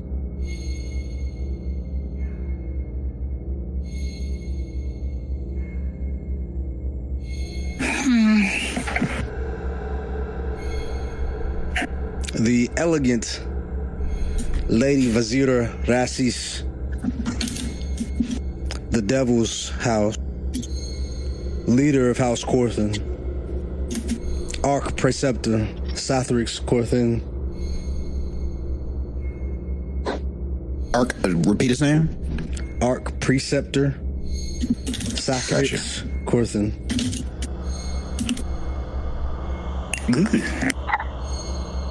And the cousins of House Vessic, the Catharians. High Hierophant Zakzu Cathar, who has taken the 5th seat. You said Hierophant? High Hierophant Leader of House Cathand? Cathar. Cathar. Dude, any of these guys ring a bell? All but one. These are the rulers of the 5 great houses. Sakar, Varan, Lady Vasiri, Arch Preceptor, and the last there, while vaguely familiar, I believe to be High Hierophant. Those are whom we are here for. They are quite imposing in person. Imposing. The white one looks kind of attractive for Yuan-ti, not here. Beautiful Yuan-ti, out and about. Certainly there are many that will catch your gaze before we leave. And do we have to eliminate them? You say? We are to sit and to listen to their speech. And then I will request counsel with them. Do you have a game plan about this? Because, as Eralos said, some people already might be looking out for any envoys that don't belong in here.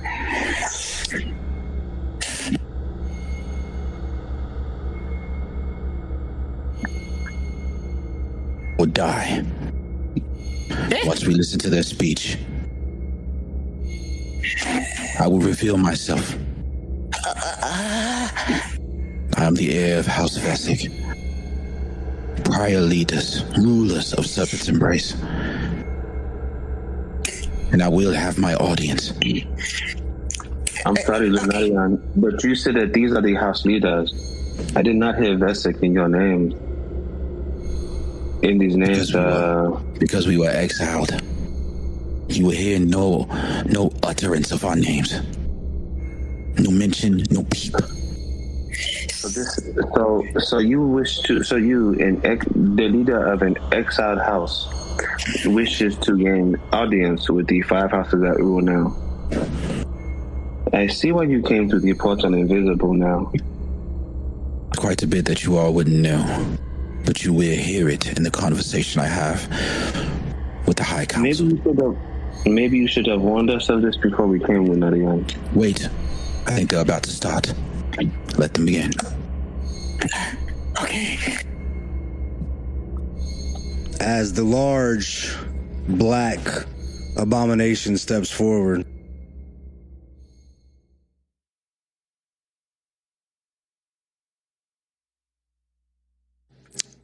you recognize this to be Sarik's father, Lunarion.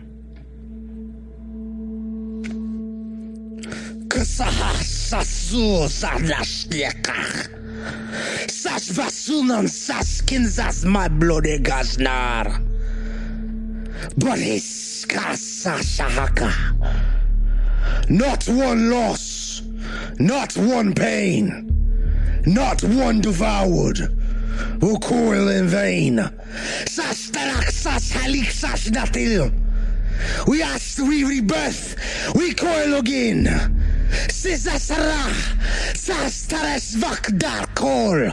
Hakas zuntarakas kira visarak. Hakazen taranarak. Karna savon narith. True Father, death that speaks. We are forged in shape of fang. Karath, no light. Karath Vek, no law. Karath Nash, only venom, only us. Fangs for bricks, bones for steps. The old gods shall drown in hiss. Father Xar, Kinath thus will hiss no longer. We strike. Zereth Narakas shall begin the core cycle anew. Blessed be the hiss. Blessed be the pain. Blessed be the end. As the Yuan-ti erupt in a hiss of unison, a hum, a song of rejoice, of reclaiming. I need you all to make a performance check, please. Okay. Oh, hell no. Come on. It's rolling. Oh, the 18, 11. 11. Don't forget your +4. Yeah, +4. Yep. Because of the guidance. Appreciate that. Got you, game. D4. Yeah. Go roll that real quick. Oh, God. Yeah, I don't think that 11 is going to cut it, bro. I'm not going to lie to you. Yeah. Good call. Come on, give us a 4. 4. You can go! I'm sorry. Good. Glad you called it out. Good grief. Eralos, Lunarion, and Cora, you all watch, and with your similar height to the individuals around you, you see as each of them begin to sort of do a gesture with their hands up in the air, that in just the nick of time, you begin to mimic. Lunarion, you were familiar, so you were aware of it as well, about to happen, but you guys sort of mimic the movements as to not draw the attention of the prying guard. Sprocket sees a piece of gold on the floor, and he goes down to pick it up. Because of his height, nobody can make it out, but you guys notice that he is not doing what everybody else is doing. Oh. Is he closer to me or is he closer to Lunarion right now? Sprocket, who are you closest to? I'll say I'm close to Lunarion. Good, man.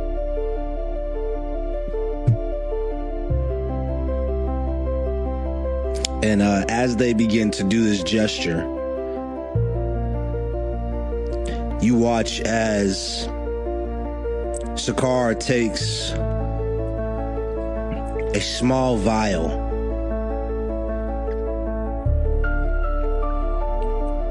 and he drops a black liquid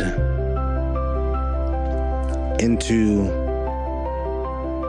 a small hole on the casket of his son, Sakar, I'm sorry. And as he does, the body begins to disintegrate into all that's left is the poison of Sark. And then the green eye begins to glow brightly atop the ziggurat as the liquid is streamed and absorbed into the essence above. As you hear the songs of mourning begin to continue, as many pay their respects to Sakar, he begins to make his way down the ziggurat as the procession follows him. You guys feel the bodies begin to press up against you as people start to part ways from out of the area of the stairs to sort of make way for the procession to get back. And you sort of feel bodies press up against you before you're like, oh, sort of step back into it as they begin to make their way down. And slowly but surely, individuals begin to clear out the top of the ziggurat of Sathka and make their way down the stairs. How long do you guys wait around before you go down, or do you go immediately with the majority of the group? I say we go immediately with the majority of the group. They're heading towards the grand feast, correct? Yes, they are. You would know that they're headed now to eat. Yeah, and will we notice that the rest of the leaders of the 5 houses are heading in that direction as well? Yes, they all are following Sakar, who was at the front with his guard. Then we're following with them behind, but with the rest of the group. Eralos is following Lunarion's lead. He's keeping an eye on that white snake, though. Okay. As you guys make your way back down to the 7th tier, what is known as... Sorry, one second. The Gilded Coil. You guys step down into what is known as the Garden of Silent Coils, which is a labyrinth of jade hedges where there are snakes and vipers and various species that live in here. And as they sort of pass through the pathway to the grand eatery, this ballroom of sorts where they gather for the feast, you watch as there are some large guards at the gate who allow the 5 members to go in with their parties and their guards, their entourages, if you will. And then many of the lesser houses' nobles begin to approach and walk in, and as they do, they get checked by the guards before they are allowed to enter in. As you guys are sort of standing within the civilian area of this grand, it's almost like not a foyer, but a grand square, what would you do? We need to get in there, but it appears that we'll be checked at the door. I believe I can get myself in there quickly, but I wish not to leave you all behind. So I can get in, but they do not know about Koda and Sprockets. They still look like themselves. We could get in and find a side way for them to get in, but it is risky. There is no side I'll just way. walk in. You know what, Sprocket? Perhaps you are right. We've waited long enough. Come on. as he sort of stands up and he walks, because I'm assuming that the 5 leaders went in, and then like the minor leaders went in as well, and now it's time almost for civilians. Yes, they will begin letting in some individuals. This is not going to be open to the greater public. This is more of a bureaucrat, mover and shaker sort of event. So some of the higher ranked merchants and some of the like lesser houses, some people that have some sway here, some of the slave owners, slave traders. Okay. Yeah, those sort of Perfect. And we're dealing with civilians. So outside of these 2 big guards, I'm assuming like what we're observing, there's not that many like military members there. Like there's the 2 main guards at the gate. There's the guards that are with each member, I'm sure, of the 5 like great houses, but they're inside with them. I think we can take those 2 great guards if it comes down to it, bro. Fuck it. We're walking towards the gate. Yes, we're walking ahead of all those. No, the military would be inside. They're inside, yeah. As he does that, Rumbus grabs his shoulder. Lunarion. Wait. Me and you can... Lunarion, me and you can get there, no problem. Cora and Sprocket are going to have problems. This is going to cause bigger problems for us. Then what do you suggest, Eralos? They're right there, and we're wasting time. I could see the leaders. The moment they see me, they will stop. This whole shindig will come to a halt. Do you want to see conviction? There has to be another way in. There is no other way in. Okay, Lunarion. Then what do you suggest we fight our way through, so you can have your audience? If it comes to that, but we can make enough commotion during the fight to allow for my face to be revealed to the 5 leaders. That is all that must happen. Then why not just go up and show your face at the door if that's all it needs to take? That's what I mean to do now. I'm assuming that as we're talking, if I look through, we can see the 5 leaders? So no, you cannot see into the building. But like they just went through though. Yes. Does this building have like windows or like side entrances maybe? No, it is a ziggurat. It is a stone ziggurat. Oh, no. So this is the inside of the building that we're looking at right now. Okay, understood. I thought this was a separate building. My bad. Totally misunderstood. Okay. So on the terrace, there are ziggurats which are used as homes and buildings and spaces for people to. So it's like, imagine how like all the architecture of Europe looks the same or Spain looks the same. All the buildings are sort of pyramid-like ziggurat buildings, whether they are small community buildings or small single-family. Understood. That sort of deal. Just like Morrowind. So basically, this like how so like this like Vivek City and Morrowind. I get it. Okay. If I were to cast a spell right here, like if I were to go invisible right here, would other civilians see? See you go invisible? Yes. Some considering where we are, but you would sort of just go invisible. It'd be like people. This is Serpent's embrace. It's expected that you murder your way and cheat and kill your way to the top if need be. Going invisible is nothing mysterious. Oh. I can also block you off while you go invisible. Just like I can walk in front of you while you do it.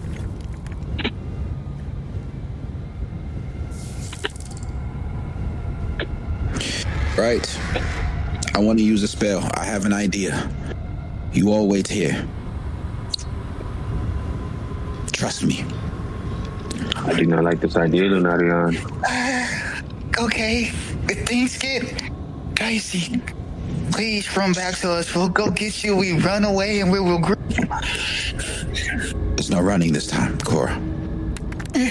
Underneath the Eralos' cloak, he has his moil already. Like, not to where it's like out, but just to where, like, if he has to thaw off his cloak, he doesn't have to pop it. Okay. I want to use the spell Mislead.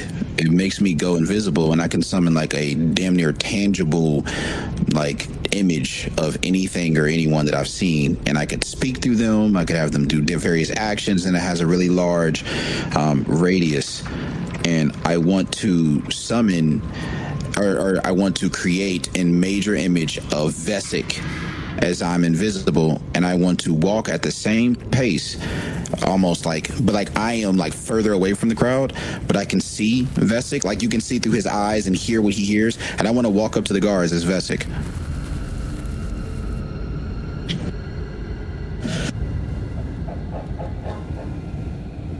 Hearing his plan, Eralos backs up and he moves Cora and Sprocket as far away from this shit as possible. So the mislead allows you to do a double. And your major image would allow you to create Vessic. Both of those are concentration spells. Yeah, I'll do major image. I do major image. And plus I'm a Serpent, I'm a Yuan-ti, so I could maneuver a little bit better than they can in crowds. So I'm going to summon Vessic and have him sort of step out from the crowd and walk up to the two guards. Okay. As he approaches, I demand Vessic of House Vessic. You two know my name. Announce to the council that I demand a meeting.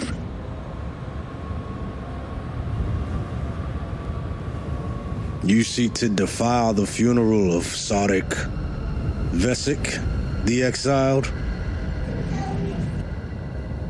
I speak to greet my brethren on the day of mourning.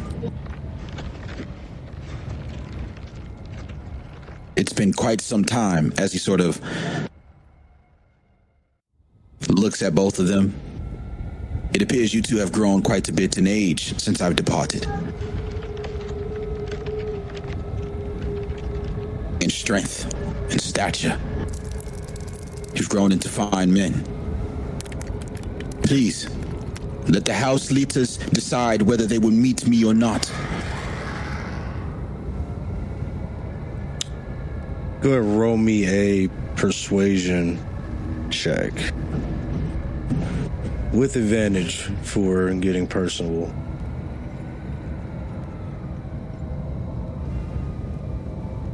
Uh, 16.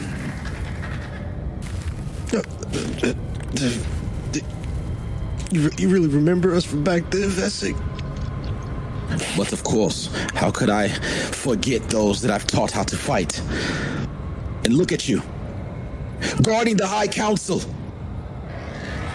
Quite the fitting position for the both of you.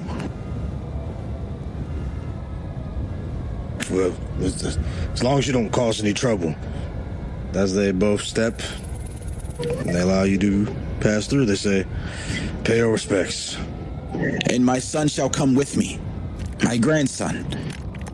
As he turns around and he flickers to Lunarion to come with him. You do remember little Looney, yes? This one has a bounty upon his head. Well then, shall you collect it once we depart our meeting? Just the two of you. I'm sure it will make great noise with those in leadership positions. As it is decreed, no blood shall be spread during the funeral. The rite of the shedding coil shall not be desecrated by more shed. You have a stay in this day as they open up the gates. Then you wouldn't mind if others joined me. I have three others that perhaps the leaders will want to hear from. Or is this more than enough?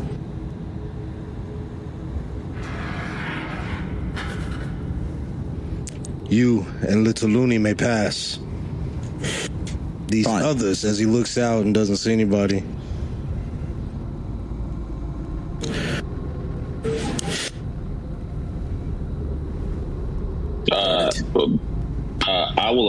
I will come up as I hear him saying that though.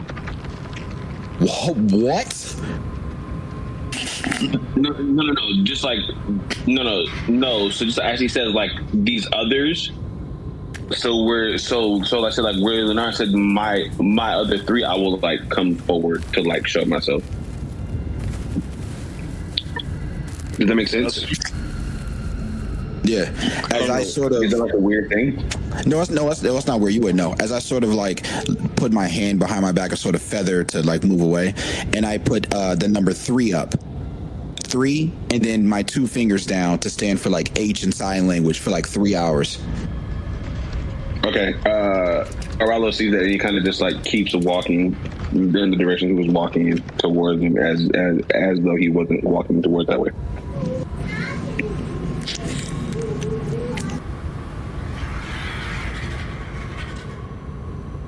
Shall you enter Vessic? Much appreciation, you two. Come on, little loony. As we walk through. Okay. Gora, Sprocket, Eralos, as you guys watch Lunarion enter with his major image. What would you like to do? We need to get in there too. I agree. I think Captain Lunarion needs backup. Yeah, you do need backup. I feel like you want to get in there for some other reason. Nah, I just want to get in there, man. Like, you don't want to go in there too? So you're not thinking about looting any pockets right now? There's no pockets in there to loot yet. Fair enough. Okay, I do want to go in there to answer your question. How do we go about it, though? All right, just walk in. You go in first. Huh? Yo, you got great skin. You got great skin. You look more like you than me. I got your back. Are you using it as like a body shield or something? I got your back. Why don't you like the battle champion? How about you go first? Man, I always got to do things around here. Fine. Guys, we should not drop attention to ourselves. I go first. Huh? Yeah, I'm going. We shouldn't draw attention to ourselves. Let us just wait for Lunarion. He said wait 3 hours. 3 hours? No, he didn't. Yes, he did. You weren't paying attention. No, he didn't. You weren't paying attention. I was paying attention. Sprocket walks up to that man. No. Eralos grabs him. Sprocket, no. It is not the time. You must wait for Lunarion. Hey, don't you put your hands on your tribal chief. I'm trying to get through. You cannot get through. This is not for us. We will wait. So we're just gonna stand here and listen to him. We are going to stand here and wait for Lunarion. That is what he asked us to do. Did you not say that you would do anything? But are you not going to stand here? Arouse, if we just stand here, this is gonna be commanding so many eyes staring at us. You already said someone already was looking around in the last area was in. If we just stand here, we're like sitting nuts. Then we move around and we act natural. Okay, I'm more inclined to do that, so I agree with your idea right there. Sprocket, is that fine with you? Posting away inside he gets us killed, I'm gonna kill him. How can you kill him if he already died, Sprocket? Look, I'm just trying to get in. Posting our way inside Sprocket is not the ideal plan right now. I didn't say force our way in. I said we just go in. Going in is not our best course of action right now, Sprocket. How do you know? You done it before? I do know that you do not look like Yuan-ti, and they are very particular about their Yuan-tiism here. I'm close enough. Being green and short does not make you Yuan-ti. I could be like a Yuan-ti baby. Huh? Not with that voice, you can't, Sprocket. Damn. Come on, let us see what else they have here. As I try to convince Prophet and Core to like walk around the general area. Yeah, I join along with you. Yeah, as you guys walk around this tier, you notice that there appears to be a group of Yuan-ti slavers who are maneuvering a group of humanoids, some Yuan-ti, some are humans and of elves and dwarves of various races, and taking them down to the lower tiers, all of them shackled, each of them bearing numbers on their forehead, either ones or zeros. Ones or zero? Rose, we have to save them. Kora, this is not the place or the time. You must lay low. Rose, you see the numbers on your head? That I means do, they're Cora. most likely gonna die today. They're probably gonna get executed down there. I do, Kora. I understand your concern. Huh? But the problem is that if we intervene, we are in a city of Yuan-ti. You could be the next one with a 1-0 on your forehead. I am not here so I'm not here to protect them. I am here to protect you. Let us not cause problems in a place that we do not understand the culture or the customs. After all the lives that were lost in Duran Forge, I want to make up for it by saving as much. Twice as Yes, much. Kora. It is, but it is worth your own life.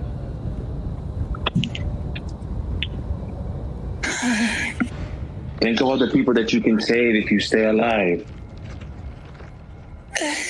This is like Lord Spade, Eralos. When that pirates, like, those criminal orcs was gonna get sent to their death, I could have done something, but I didn't. Most likely they got executed. Yes, but the difference is, Kora, right now, if you act upon your impulses, you have a city of people who want to kill us. But the thing of the slaves, Eralos, they probably got captured or forced against their will. It's not like any traditional system like I have to follow, like, of being a knight. These guys probably was captured, hunted down. This culture runs off slaves, Kora. Lunarion himself was a slave, do you not remember? Yes. Us trying to halt this would bring unnecessary attention to ourselves. We do not want that at this moment. Fine. What was you gonna say, Sprocket? I forgot. You started talking a lot. Right. My apologies. Now we should avoid these slavers before they decide to add a particular half of to their numbers. Hey, Abby looks at Corey. I am Gaussian, sir. Whatever, you are not Yuan-ti, and I'm pretty sure that they do not care if you are Gaussian or Elf. That's fine. I just, wanted you to put some respect on the species I am. Just a little bit. I understand that you're no longer my sister, Raiz. I apologize, Miss Gaussian. All right, let's keep moving around then. As she starts walking, try to walk the opposite direction of the slavers reluctantly.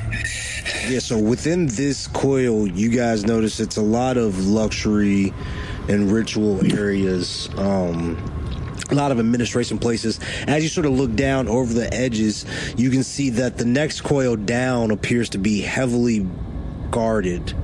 You can see several military members. In fact, you see individuals walking in formation. It's what's known as the Crimson Coil, or the military caste of the Vanguard. So it's like the barracks. So Yep, it's like the several barracks. barracks all across this single tier. Beneath that tier, you can see that there are several temples and what appear to be like churches. And then far down, there is a tier that is clad in jade. And along that, with your long vision between all of you, you can see that there appear to be individuals of different races. down there. Not only Yuan-ti, in shops, in taverns even. Are we at like the top or something? Yes, Lunarion teleported you guys to where he is from, which is at the top. Okay. There are a couple tiers ahead of you guys, top of you guys. You guys are on 7, so there are 2 above you. Okay. And how much time has passed? Since when? Since Lunarion went inside and he told me 3 hours. About 5 minutes. Okay. Hold on. Sprocket. There are shops down there. Was it like 5 tiers down?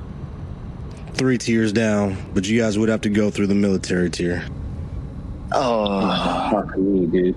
There's not fuck me, dude. 3 tiers down, there is a mixed community, it seems. We will maybe be able to coexist more freely. But as you can see, there is... Go ahead, Cora. I'm surprised there are mixed species over here. I thought they would be the ones being enslaved too. I am just as confused as you look down at it.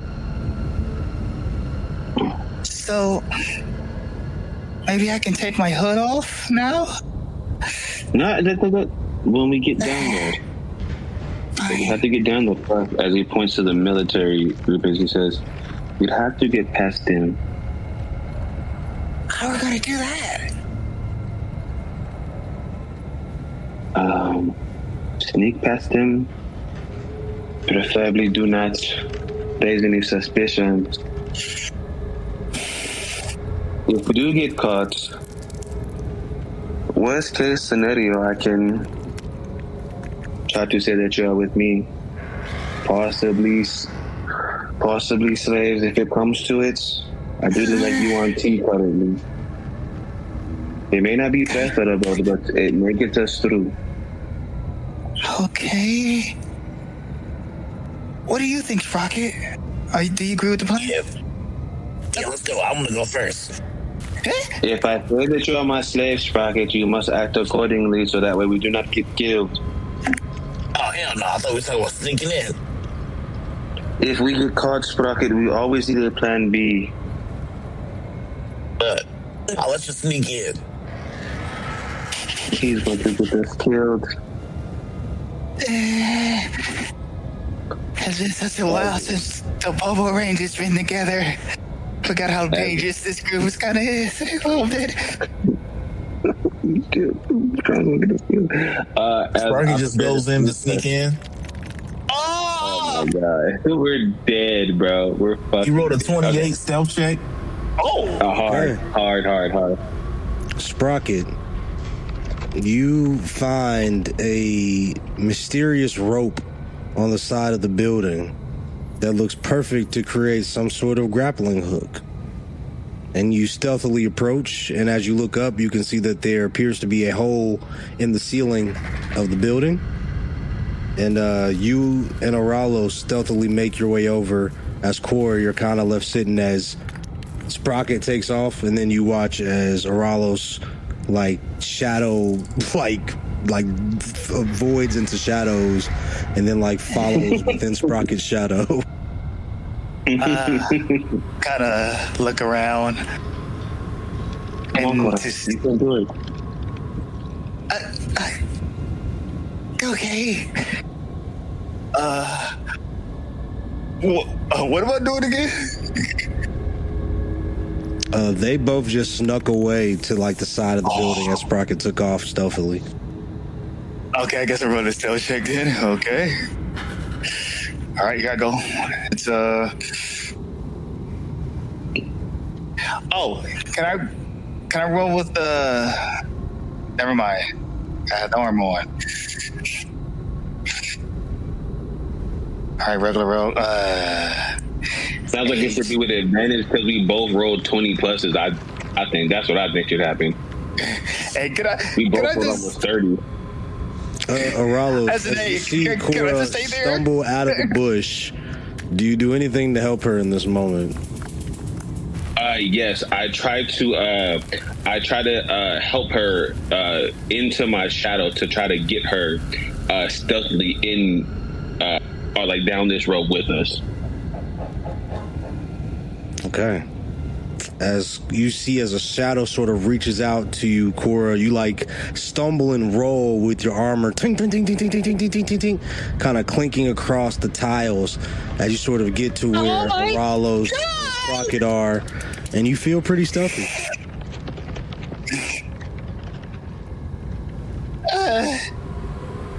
Cora, what is it that you are doing, Cora? Next time, warn me when you hear something like that. Who's over here? Oh,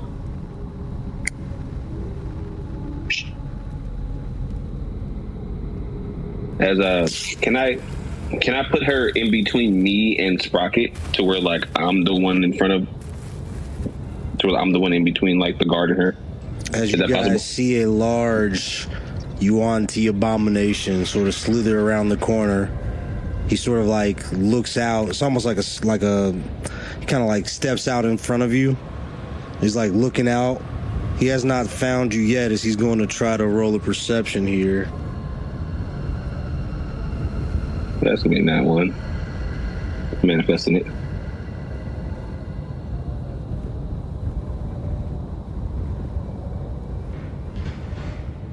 The 7, yeah.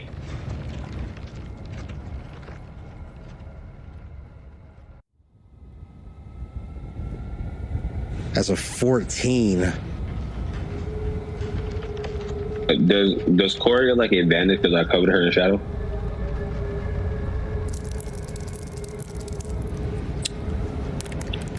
I will say, as you guys sort of are in this corner within the shadow, I will allow Cora to roll another stealth check to see if she's detected by this 14. She rolled an 8. Good Lord.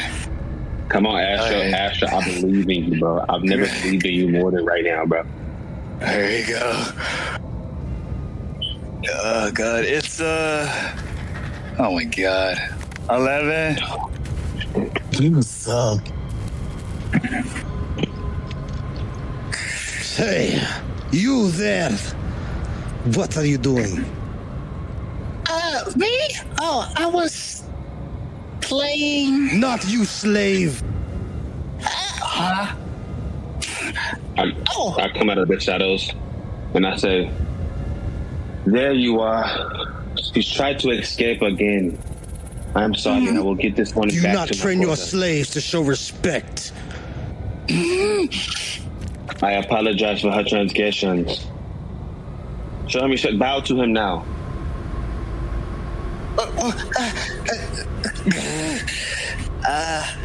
She bows. I'm sorry for. Do not speak, slave. I taught you better than this. I apologize for her transgressions once again. What house are I you will get from? out of here. I will have this reported. This behavior is unbecoming. Please, do not tell my head of house, please. Who is your head of house, sir?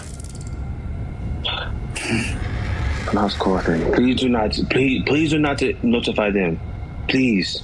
You can let this pass this one time. What is your name? Oh my God.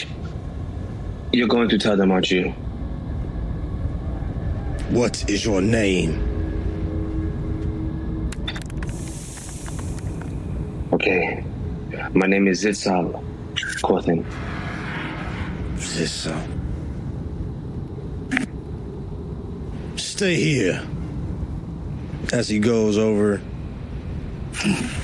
he disappears around the corner for a brief moment.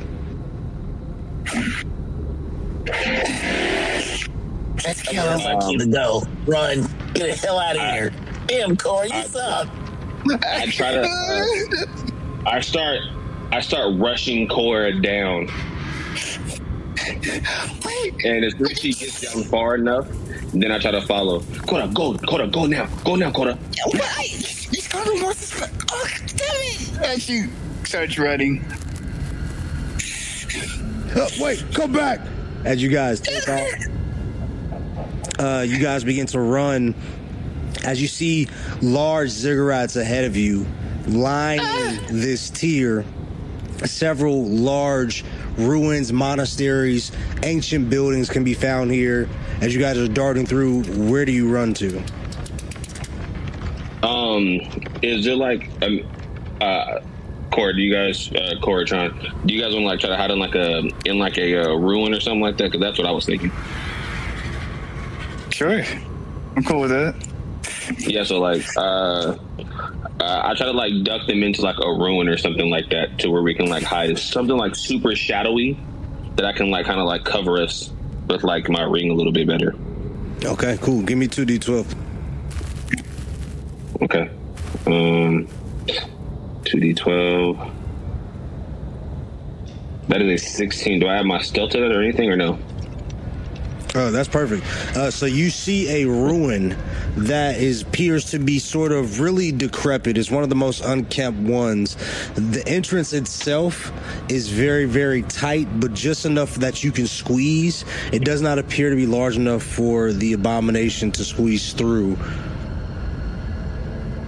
Yeah, so I'm gonna do that, and yeah, so like I'm gonna squeeze this in if possible. Go ahead, my fault. Okay, as all of you sort of hop into this ruin, as you get inside, immediately you're overtaken with this strong sense, this incense, this putrid perfume, this poisonous aura. I need everybody to give me a wisdom save.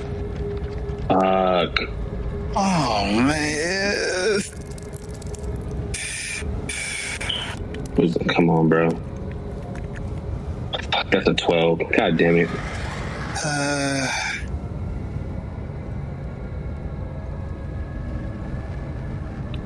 Oh, wow, that was a good roll. Okay. 15. Okay. Cora and Sprocket, you guys watch as Eralos steps in, and all you sort of back into the shadows.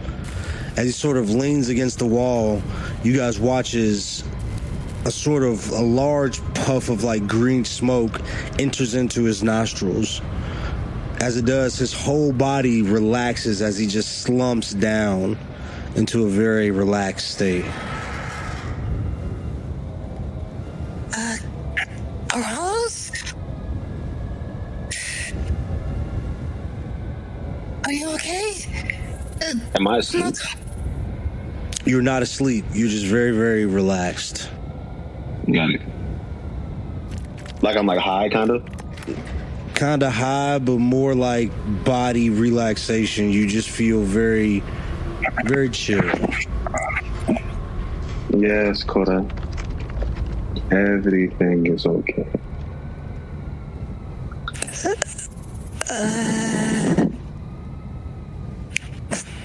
Fuck it. Something's clearly wrong with Eralos. What do you think we should do? I don't know, smack him around or something. Okay. As I slap Eralos in the face. Does that do anything? Nah, he seems very, very chill. How, Cora? Why would you do that? What is it that you are doing, Cora? Okay. We gotta get you out of here, Eralos. It's probably that. It's like. Cora, we have to stay here. They're looking for you, Cora. She kind of like trying to peek through the little thing. Does she see any of them running around, the abominations? Yes, actually, you see 3 guards that appear to be sort of walking down, like peering into various corners, attempting to search the ruins, as one of them appears to be walking towards the place that you all are. Crap, we gotta get going. She kind of like helps Eralos up and like put his arm around her shoulder, and they start. Is there another way we can walk through? You guys are inside of the building. The doorway is too small for him to pass through. But as you sort of like back up to where Eralos and Sprocket are, you see his eye starts to peer inside of the area.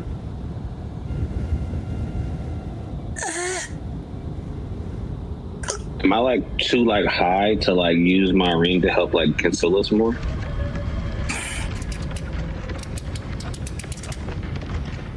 As you like go to like lift up your ring, you watch as he moves away.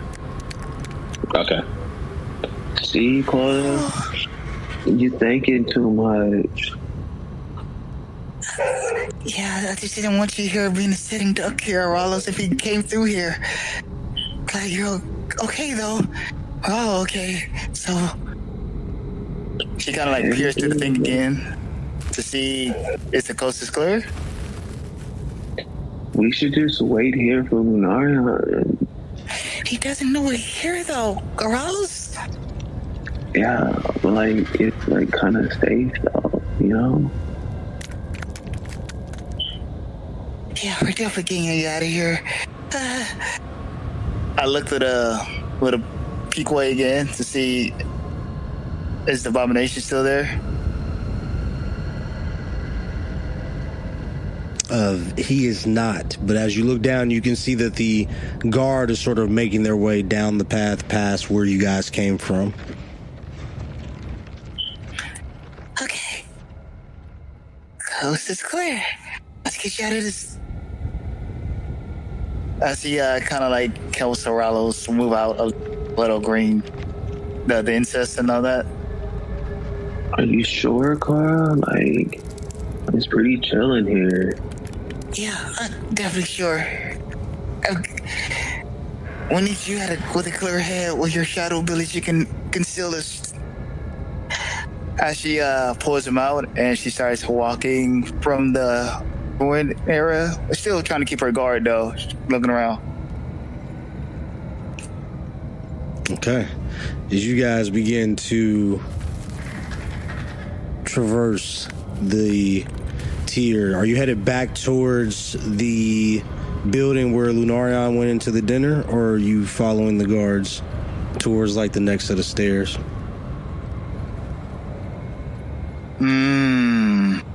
Is Eralos clear of the smoke now, or whatever was bothering them?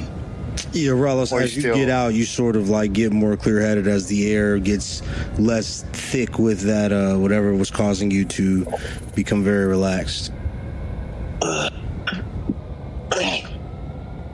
There you go.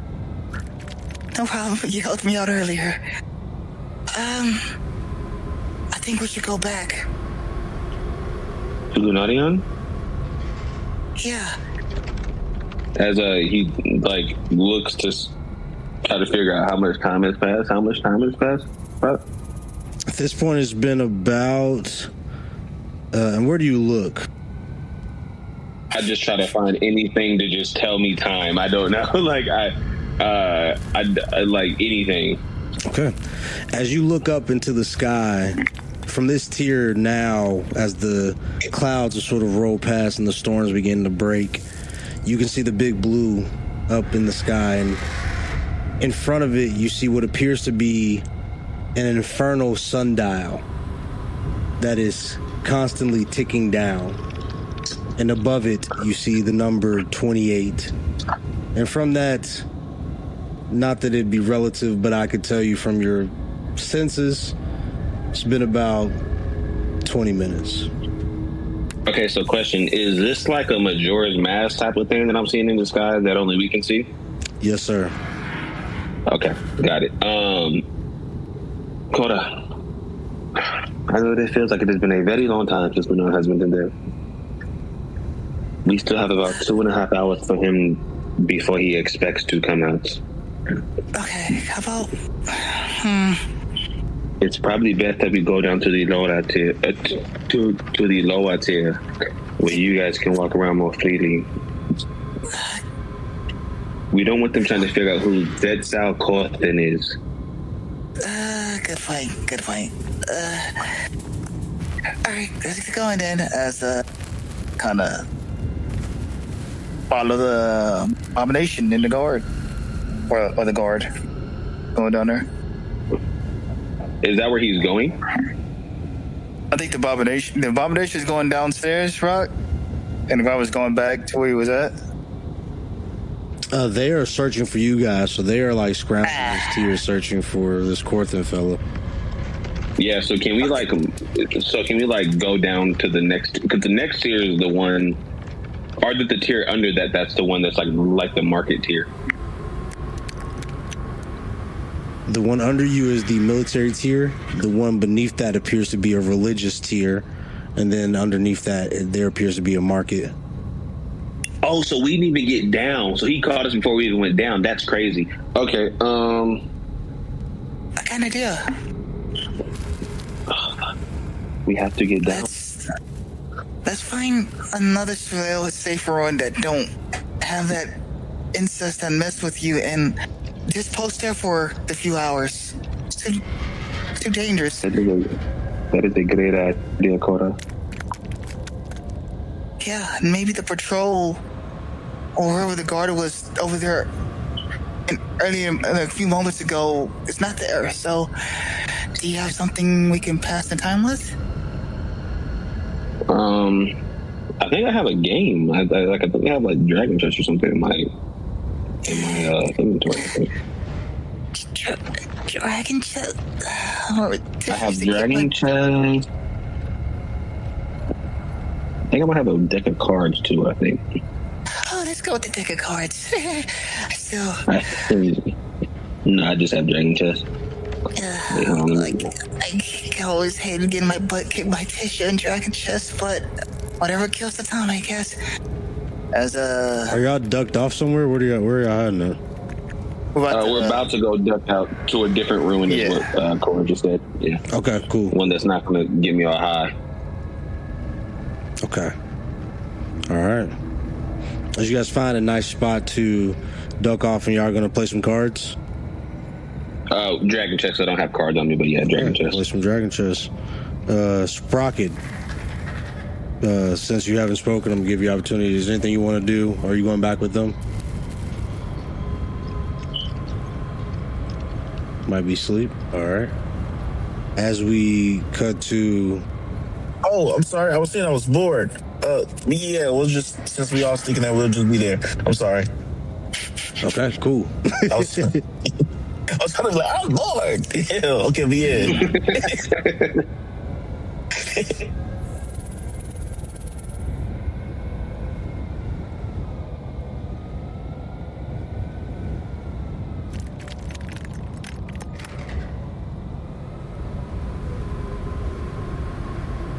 Lunarion and Vessic, as you step into the large ziggurat,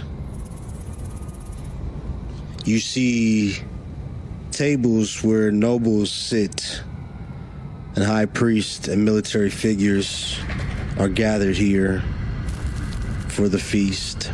Tables aligned and adorned with venom-laced delicacies.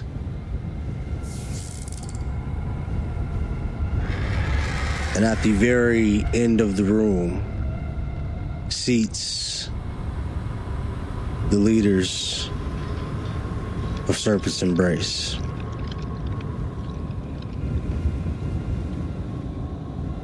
Instead of his wife, Sakar Zaltis sits at the head of the table in mourning of his son.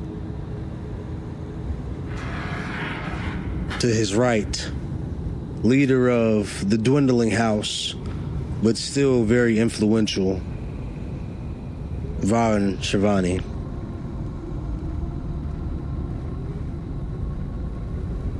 To his left, the masterminds of the Orphanoi program, which has brought new blood to the Yuan-ti. Arch Preceptor Sathrix Corthin.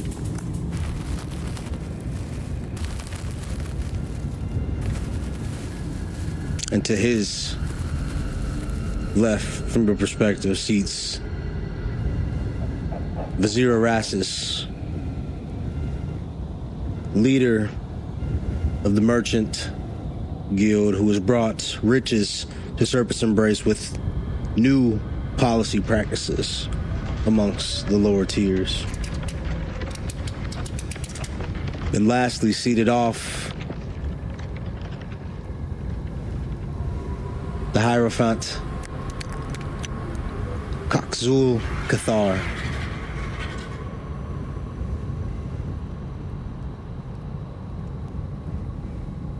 A former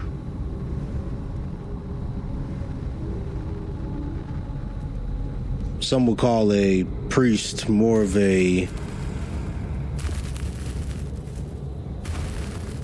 speaker of Forlorn Gods, ascended now to the council.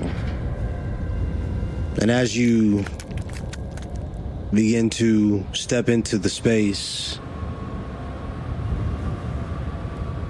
you see as many people begin to stop their conversations as they look upon the face of what would be thought as ghosts or exiles.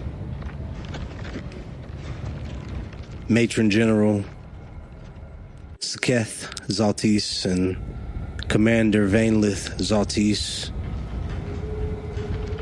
Tal Ira, the Iron Coil of House Zaltis, is here as well. Sahira Shavani, the Chief Apothecary.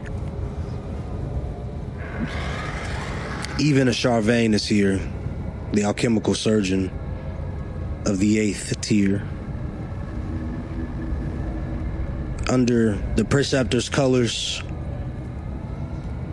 there is Yasir Quathin, one of the scholars of the 5th tier. And seated next to him is Priestess Shavira.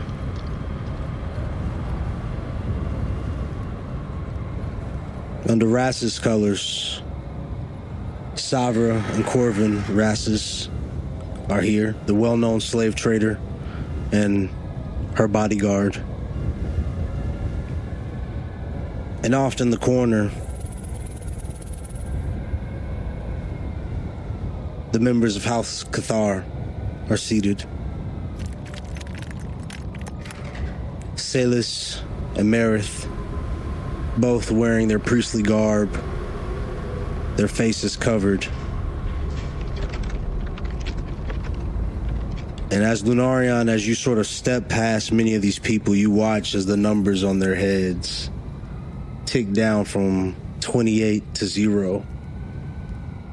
And as you sort of pass by them, they tick back up one by one as they stare at you walking through. What would you do?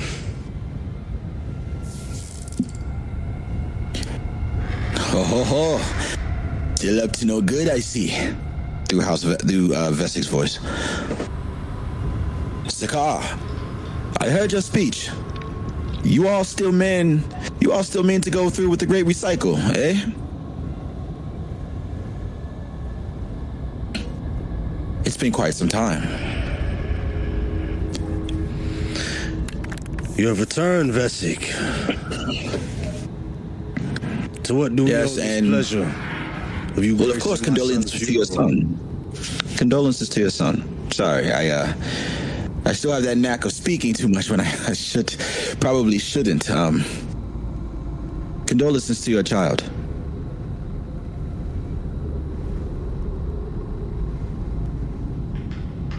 Condolences. You are in order.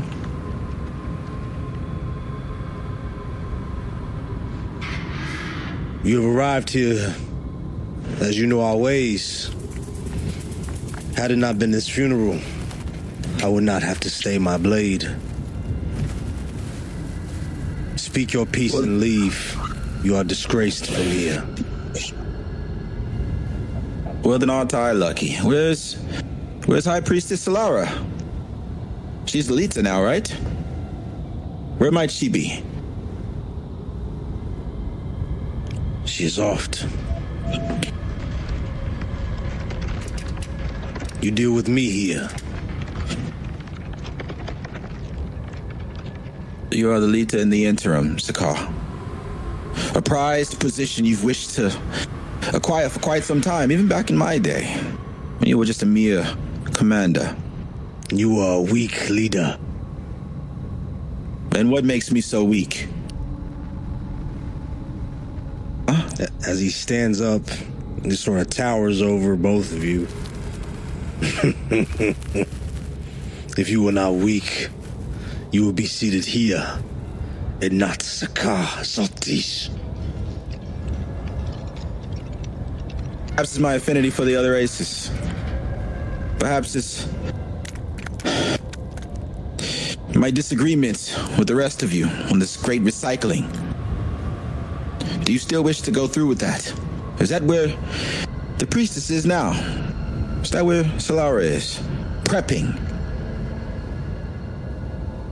What is she missing? Why haven't you guys done it already? Let you tell it. You were prepared before you even exiled us.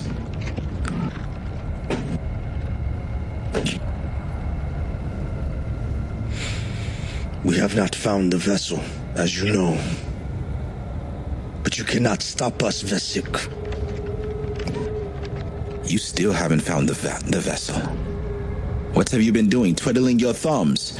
You should have left me in charge. So what? So you can invite more whispers into our lands. Your policies are what brought these filthy changelings to our lands. And they kill our children.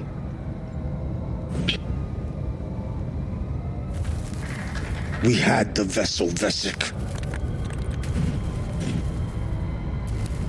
Perhaps. But my policies would have enacted change, a great transition in Serpent's embrace. One that embraces those that don't look like us. So that maybe we could understand one another and worship with one another, even if it's meant to worship with other gods. We could have tranquility in Tungra.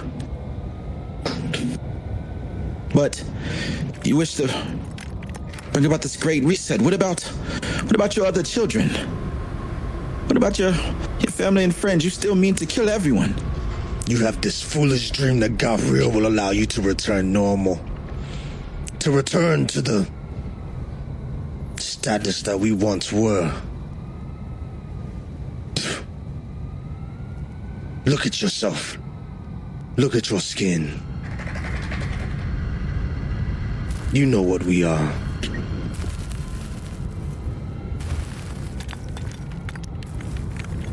We are the truth of the decay of this place. Of the damned.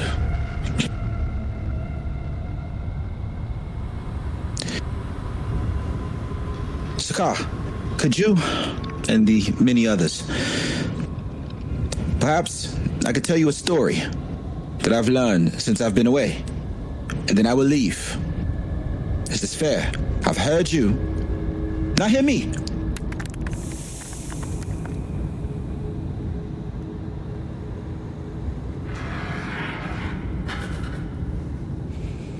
You are here. We will grant you speaking rights, and then leave. Let me tell you a story about a boy. He sat at his mother's bed while candles guttered in the priest-mouthed hollow promises of light beyond the dying. The will, a raw animal, tugged at the throat, pulled them both toward breath and toward pain. Every breath a bargain, every choice a blade. The priest spoke of paradise, of rebirth, of rewards paid in another life.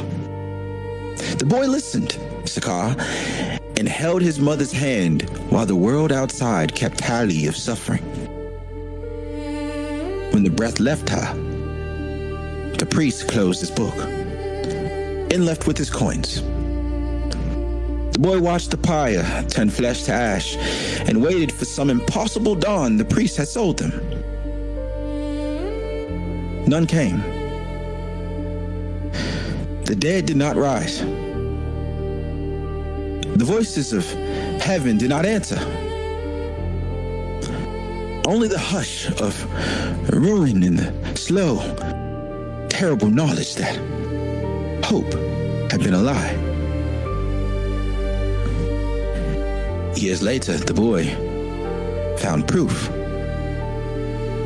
Hidden scriptures, severed oaths, a ledger of souls traded for thrones.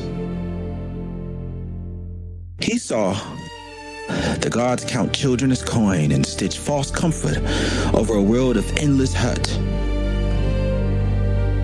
The will had brought them to life.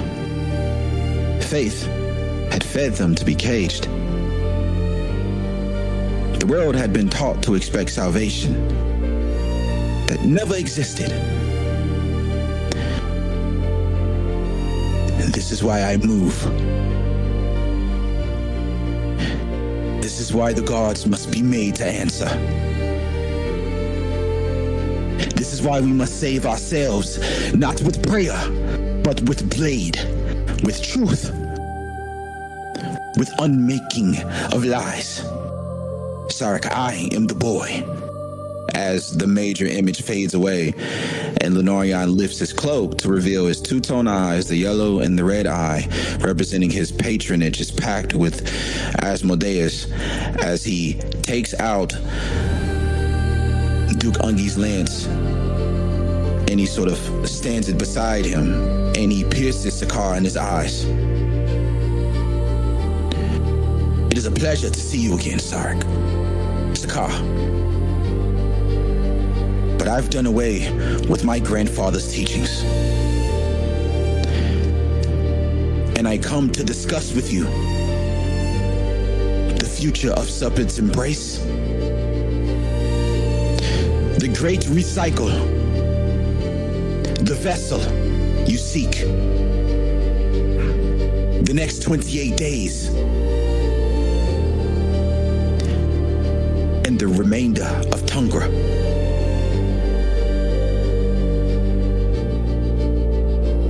You've forgotten my name.